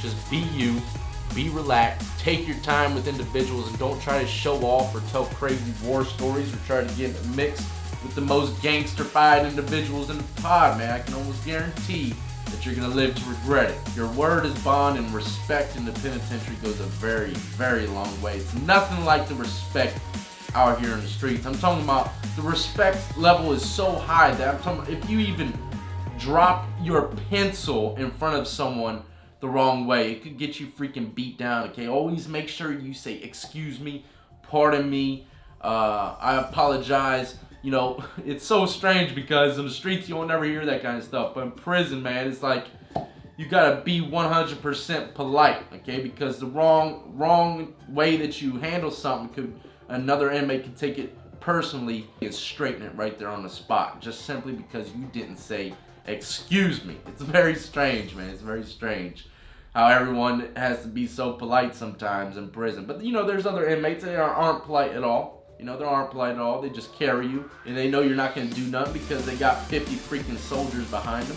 You know what I mean? But there are people that do something, and typically they get beat the hell out of by more than one individual. But anyways, until the next time, do not forget to hit that like and subscribe button. My back is absolutely killing me. I got to get out of here. Go check out all of the links in the description of the video. And oh, yesterday I had a little family dinner in my mom's house, and my brother made his debut appearance. And I'm going to be making that video. It's going on my wife's channel, The Compound 24/7. If y'all want to know what my oldest brother looks like and how he acts, he even tells a couple crazy stories of when I was a little kid.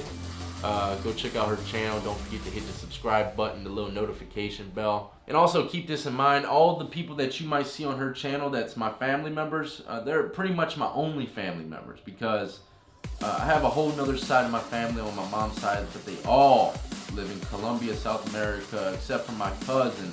She lives in Texas. And one of these days, I'm going to get her on this channel, man. Love you, cousin.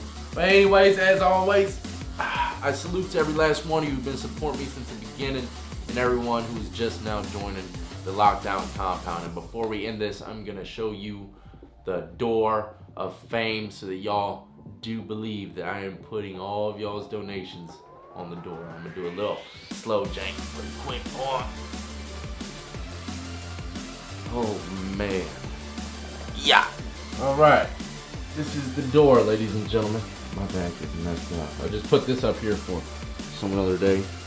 Blue hair Becky. I told you I'd draw your name up there with someone with some blue hair. I did some crazy blue hair though.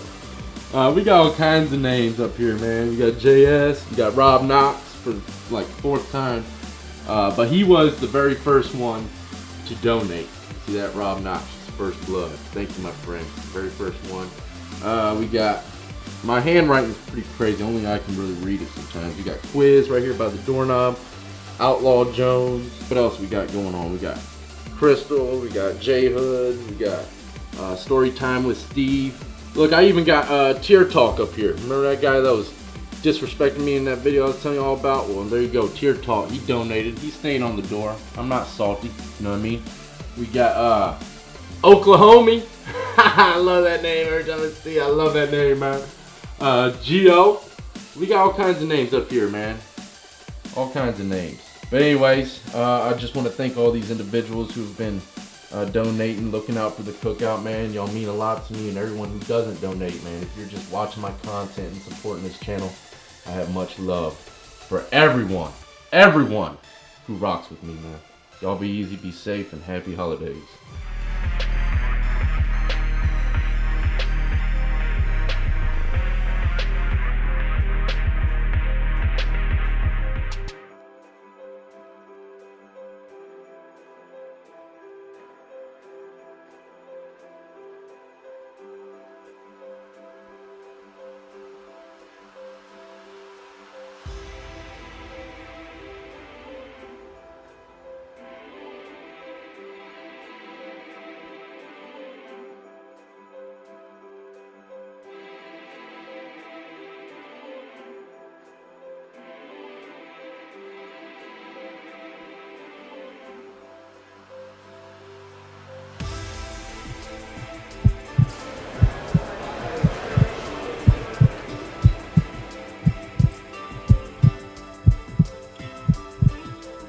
What I'm going to break down for you today is the groups, the gangs, the way the system works with all the different racial groups. And this is how it works. My group, the people I identify with, and if you're white, the people you're rolling with, if you choose to go general population, which is GP in the California prison system, the name of my channel. Why? Because I came in GP and I left GP. We don't talk to PCs. But anyways, this is how it works. You come in, you're gonna be a wood. You're gonna be part of the wood pile if you're white. There's no way around it. I've said it before, you don't have a choice. My dad went into county jail on assault on a police officer. It was a weird ass scenario where he ended up getting assault on a police officer, and he only had to do 60 days from it because they came in his house, kind of fucked him up a little bit, and then he ended up getting a case off it. It was his first case ever, so he ended up being good. But this is a thing. My dad, he went into county jail. They were calling him Clint Eastwood. He's supposed to call my dad Clint Eastwood. My dad sits down at the table where he didn't know he was supposed to sit by a black, and the white boys come up and they're like, "Hey Clint, what the fuck you doing? Get over here, man. You can't sit there." And my dad don't even understand. He's a construction working hard ass motherfucker who's just real. He don't get how the system works. He don't realize that when he walked into a gang. He had no choice. He was gonna get down or he was gonna get the shit beat out of him. And that's how the fuck it is. I don't care if you're 55 or you have one leg or it's your first time and you're 18. If you come in, you don't listen to your people, you're fucked. That's how it works. You always try to be like, "I'm gonna roll on my own. Watch me. I do MMA. I'm a bad motherfucker." Fuck, you ain't gonna do none of that shit. You're not gonna do any of it. No one has. It's not gonna happen. I'm telling you. Try. I mean, maybe if you're from some other state, shit's different. This is Cali. This is GP. This is how the fuck it is, okay? So as a white boy, you're gonna roll in. There's gonna be mandatory shit. You're gonna mandatorily give up all your info. We're gonna background check you. I talked about paperwork, so we're not gonna get too much into that. You're just gonna understand who you are and realize that you're part of something bigger than you now, and you owe. You're gonna put in work for your people. The white boys are very structured. Don't even matter if it's county jail or reception or level 4 to level 1. There's rules that have to be. Listen, you have to fucking follow suit. There's just the way it is. We follow the number 23. That's a W in the alphabet, the 23rd number. That's just what we do. Everything's 123, 23, this, that, or the other. But it's called the wood pile. We're peckerwoods. It's what it is. 85% of us aren't racist. 95% of us aren't racist. I'm not racist. I always say that just to clarify, because there's probably new people on the channel daily, so just get that in your head from here. So I mean, the point is the California prison system is segregated at the fucking every level, from county jail down to level 2 now. I'm talking about my time. So my time, everything was segregated down to level 1 all the way up, but now they've started reintroducing PCs and SNY into the system, so that's why I say down to level 2 now, because I guess that's happening. I don't really follow much that's going on in the system now. I just tell you about how the fuck it happened to me. I can only talk about what happened to me. It kind of frustrates me when people say, hey, talk about 6ix9ine, Wes. I don't know 6ix9ine. I don't know what the fuck he's doing. I don't know about it. So I don't follow that. I'm not speaking on what ifs. I don't understand how people speak about what ifs. I don't know much about shit I don't know much about. But anyways, the other main group, one of the main groups is the Sureños, the Southsiders. When I refer to homies, I'm referring to the Sureños, the Southsiders. This is the largest gang in the California prison system, and they run it. Anybody who says they don't are bullshitting. And we, the white boys, the Woodpile, we link up with the Southsiders. We're on the same side of the day room, same set of bars, same everything like that. If they crack it off with the blacks, we crack it off with the blacks. If we crack it off with the blacks, they crack it off with the blacks. We're a unit. So the Southsiders are the biggest group, by far, the most structured, and they run everything. That's just how it is. There's no way around this. They're from all different gangs, from San Diego to Northern California. I've met Southsiders that are from Humboldt County. There's some from San Jose. It's all across California. They have them in different states. I mean, it's the biggest clique by far. So when I refer to homies, I'm talking about Southsiders. When I refer to Southsiders, I'm talking about Mexican Americans that are part of gangs in America, in Cali. And there's all different cliques through every city, many different ones. They all belong to different gangs on the street, different street gangs, but when they come in the penitentiary, they're all one gang. The crazy thing is they'll have to unite when they come in the pen, but on the street, they refer to the guy across the way as my enemy. So they'll live on one side of the city, and the other side is their enemy. The other gang is their enemy. In some places as small as Orange County, it's street by street where there's different gangs and different people fucking shooting each other over dope, over drug territory, over money, over everything, over power. That's why the illegitimate funds we seek as criminals are so foolish, because so many lives are lost in the process. Now the other group that's on the side of my side of the day room, my side of the yard, which is the whites, the Sureños, and the Paisas. The Paisas are Mexican nationals. They're from Mexico. They're the Mexicans from Mexico, and they usually refer to themselves by the part in Mexico they're from. One of my homies, Tiwas, he's from Tijuana. One of my homies, Cholula, he's from that part of Mexico. They always refer to themselves from the part of Mexico that they're from. That'll usually be their name. And then also in the Paisa car is usually people from Southern America, like the homie Colombia and the other fools that they refer to where they're from. They're usually the ones who did the biggest weight and push the most. They make the best food. The Paisas are that car. When I say Paisas, they're the people from below the border that got caught in some beef in America, and now they're doing time in America. So I'm just breaking this down because I get a lot of messages about who are you talking about? Wes, when you refer to this, what is this, what is that? So now we'll move to the other side of the day room, and we'll start with the Norteños. The Norteños are the northern Mexicans. They're referred to as northerners. When I say northerners, it's the northern Mexicans. They wear red. The southerners, the Southsiders, they wear blue. You can tell by the color right off the bat. The northerners are more listen to rap and shit and more identify with the black culture. The southerners more have their own, lowrider style, different culture from Southern California, but the northerners identify more with NorCal, that type of shit, and the blacks. I have friends on both sides. I've met good-ass people from every one of these groups I'm talking about. Broad generalizations are the epitome of ignorance. If you ever go into a situation and you're just judging people by their background, ethnicity, or anything of this sort, you're a fool. You need to check yourself. So the northerners are the most structured. They're smaller than the southerners, but they're the most militant. Everybody knows it. They have people on point all the time. They have a different set of rules that they govern themselves by. Everybody knows they're the most militant. The Southsiders have the numbers and do rule the yards. This is fact. The northerners are very militant, have less numbers, but they're definitely a force. You know? And these are the gangs. This is how California is. All these people are from different gangs on the street, but when they come in, they must unite. So then we'll go to the blacks. The blacks, obviously, it's the Bloods and the Crips. The Crips are blue. The Bloods are wearing red.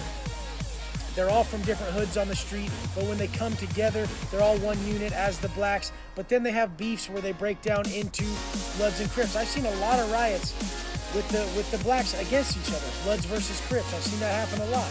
It's always what it is. It's always money. It's always drug territory. This is where the criminal aspect lies. This is where my problem came from. I mean, my problems in life came from me seeking easy fucking money, wanting the easy way out, not understanding that anything from ill-gotten means will always be more detrimental than it will be an asset in your life. It just always will be. We can't get around the universal laws like karmic debt, and when we're throwing people's lives away for our gain, we will always lose. There is no way around it.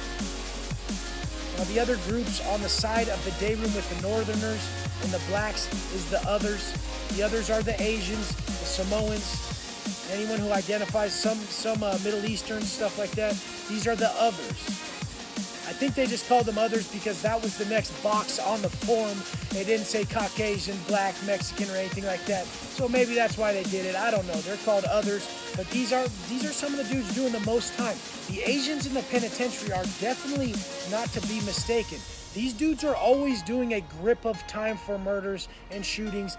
They are seriously like the most calm in the pen. They have a lot of structure. You can tell they're family oriented by the way they treat their people with respect and everybody else. But these are the dudes doing 25 fucking plus years. They're all doing a gang of time.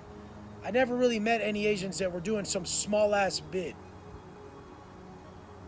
I mean, the whole thing is the homie Fong, he was doing like 35 years, and he was just the downest, coolest fool who just had your back. Oh, you need soups? Oh, you need this? What's up? I'm like, nah, I can't take nothing, but it's good, you know? I mean, a lot of things, like some yards at certain times, you can't even take something from another race. Some yards at certain times you can. They confront you something, you could get them back. Everything's situational for what's going on at that yard at that time for that reason, because we're trying to avoid a potential riot, potential beef, because we want to get everybody home. The main goal is to get everybody home. The people that glorify this shit still, and they're worried about how much time you did, where you did it at, who you are, other than your character and how you conduct yourself on this day, they're fucking confused individuals. I want to see how you conduct yourself on this day. You want to know how we win? We run in a perfect day. We master our fucking day. And then we repeat that. Through repetition, we gain strength. Anyone who's scared of repetition, anyone who calls repetition boring is foolish, and they're gonna cause themselves lack of progression through all areas of life. Repetition is strength, and this is in all areas. We're gonna repeat shit a lot on this. A lot of the growth tactics, I'm gonna repeat a lot of times. All the greatest books, all the greatest teachings, they're taught every day all around the world. This is what helps us. Learn to be repetitive. Embrace it. Look at everything. Compare these repetitive topics and these mindset tactics that I give you to different situations in life. Seeing everything from all angles. This is how wisdom is gained. I want the best for you guys. Don't follow my old route. Don't follow that bullshit that the people around you glorify when you know in your heart it's wrong. The biggest problem we cause ourselves as humans is trying to convince our minds of something our heart knows is a lie.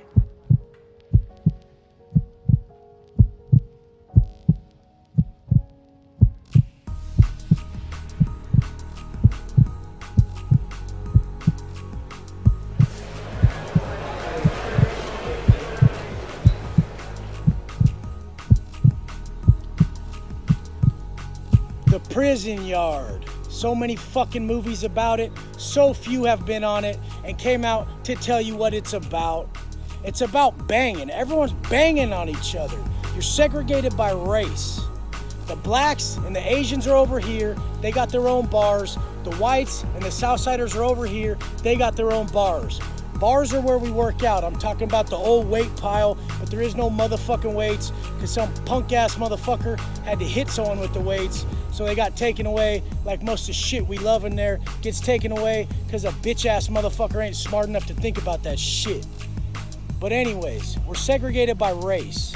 The blacks, others, and fucking everybody over here, the whites, the homies over here, and we never intermingle. Maybe in passing we'll say what's up, but we ain't working out together. We ain't playing basketball together. We ain't fucking playing handball together. If one of their fucking basketballs or something rolls in our area, they wait at the corner of our weight pile and wait for us to hand it to them. They'll never touch our area. If they do, it's a territorial threat that can kick off a riot in 1 fucking second. Just matters how people are feeling that day, if they want to deal with someone's inability to adhere to the motherfucking rules. In prison, it's rules, and you'll fucking listen to them, or you'll get your shit fucking handed to you. That's it. You ain't tough. You ain't gonna fucking be able to take what motherfuckers are gonna give you in there, because motherfuckers don't care. So the fact is when you come to where the whites are at, motherfuckers, the homies and the whites are gonna ask you, hey, what they call you, where you from? What do they call you, where you from out there, homeboy? That's what they're gonna ask you. That's why I just made it really fucking simple. I got the WW and the Dago. My name's Wes Watson from Dago. I don't like handles. I like to tell you my whole name. I like you to know who the fuck I am. That's just how I am. I don't need a name called Snake or nothing like that. Whatever, if that's your choice, that's your choice. This was mine. So I made it real fucking clear that I'm Wes Watson from Dago. So when my homeboys roll in, they know where the Dago car is. Dago stands for San Diego. So we're gonna put D-A-G-O, because we're not putting IE on us. That's not where we're from. We're from San Diego. This is how white boys bang on each other.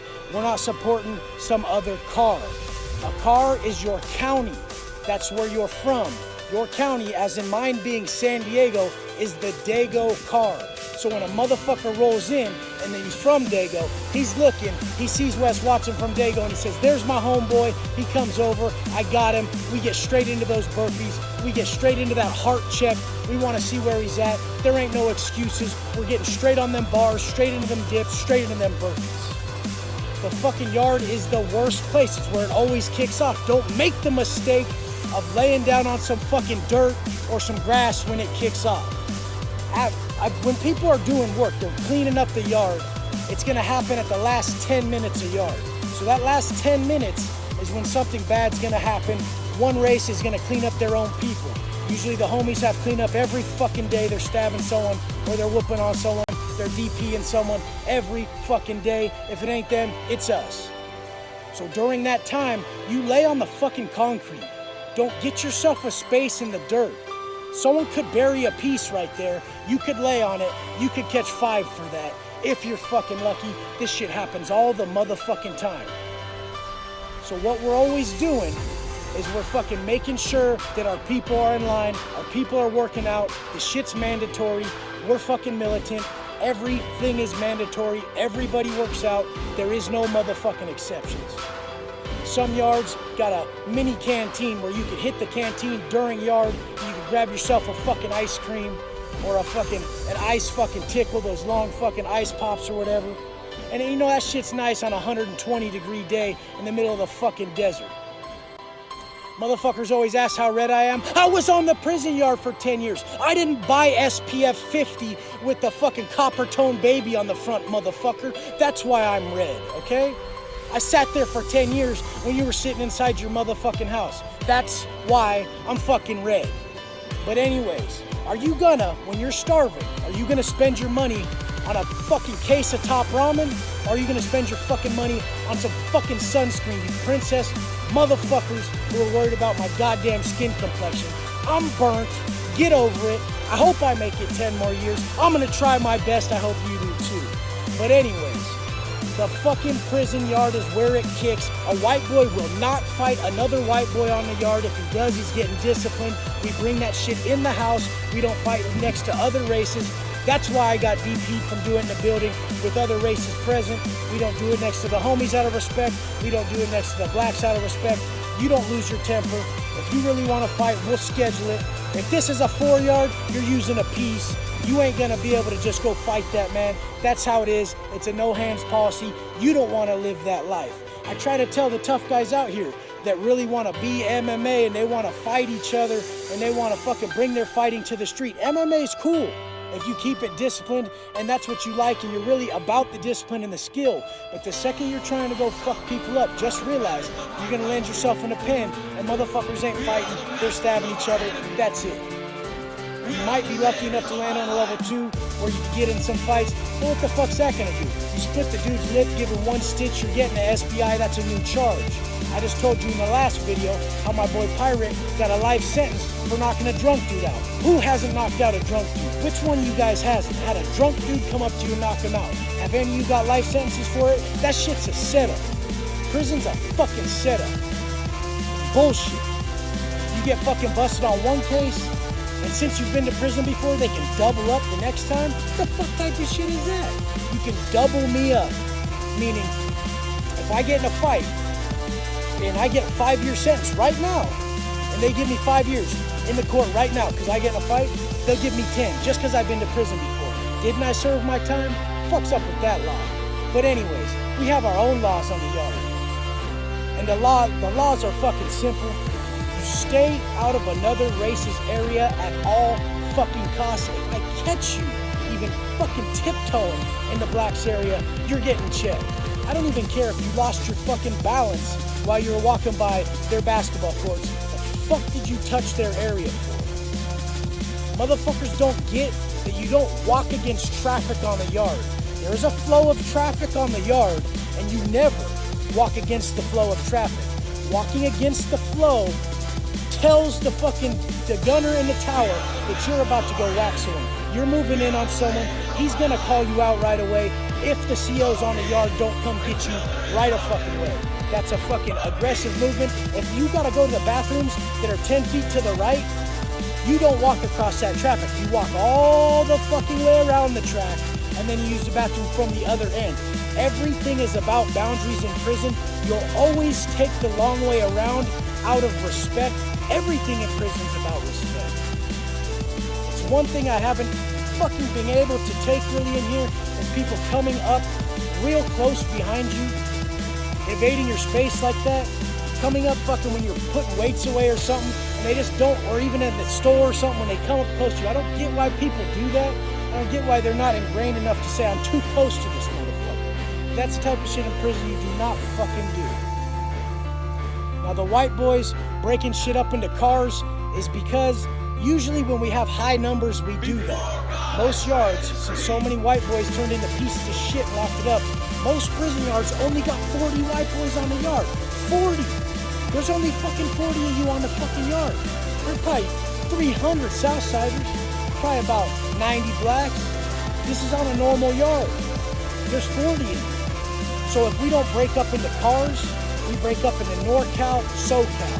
NorCal white boys are different than SoCal white boys. I've met a fucking shitload that are down as fuck. Love them motherfuckers. A lot of my Coco County white boys are dope. My BCG white boys, U County gangsters, all them white boys from up north, they're down as fuck. Sacamaniacs, Fresnecs, all of them. These are motherfuckers that have been putting in work and been in the system for fucking ever. You show them their respect. But the main thing is SoCal runs it all. SoCal runs most of the fucking yards, especially these SoCal yards. Bakersfield and below is the cutoff line. Anywhere above Bakersfield is NorCal. Bakersfield and below is SoCal. This is where the cutoff is. This is how it deviates. Now, any yard you're on is being controlled by a motherfucker who's branded. A motherfucker above you, the highest motherfuckers own every fucking yard. When I just left a yard up in fucking Bakersfield, I knew the big homie. Everybody knew him. They let him out the back. He went back to county. He was sending word. You gotta pay him. If you're on that yard and you got the building and you're fucking hitting, you're bringing in heat, you're making money, you're supporting your people, you're paying the big homies because you're on that yard. You're paying a third. I don't care how much you got, a third of it is getting paid to the fucking big homies, and that's it. And they run every fucking yard. There's someone above you. You're never the shot caller. There's always someone higher up. Even if you got that yard, you're listening to someone else. This is a dictatorship, not a democracy. Do not go to fucking prison. If you have problems, listen. These motherfuckers will humble you real quick. They don't fucking care. Your little time on lockdown ain't shit. The fact that you didn't get to see anybody because you got in trouble ain't shit. You're gonna put in fucking time for your race. You're gonna be on the yard and get your ass fucking sprayed. They're gonna lock you in them cages hot as fuck 8 hours after you get sprayed. Then you make it to medical. Then you're fucked. Then you sit in a hole to shoot for 90 fucking days. These are simple ass things that every single person who goes to prison is gonna have to deal with. People ask how a motherfucker gets hard. You get hard by living a hard life. Hard times build character. Do you want to always be hard? No. Am I always hard? No. I got a big ass fucking heart. That's why I push a hard line on people, because I see where they're slipping. I know how they can tighten it up and change their life, and I'm willing to pass that on. When we perpetual pleasure chase, when we exceed the bounds of moderation in our lives, the greatest pleasures cease to please, and that's the only problem I see out here. Everyone's failing to fucking walk into adversity. They're seeking pleasure too much, but it's okay. The smartest people who fucking have a large amount of prosperity, they make themselves work still. They still inflict adversity in their life on their own, through fitness, through waking up early, through going through it. They fucking do it on purpose because they know that other shit is bullshit and it never ends. Don't land yourself in a motherfucking box. You may never come out that motherfucker. And don't make it on a yard and pee your fucking pants when you see a bunch of blasted ass motherfuckers coming up talking about, where you from, homeboy? What the fuck they call you? I don't know.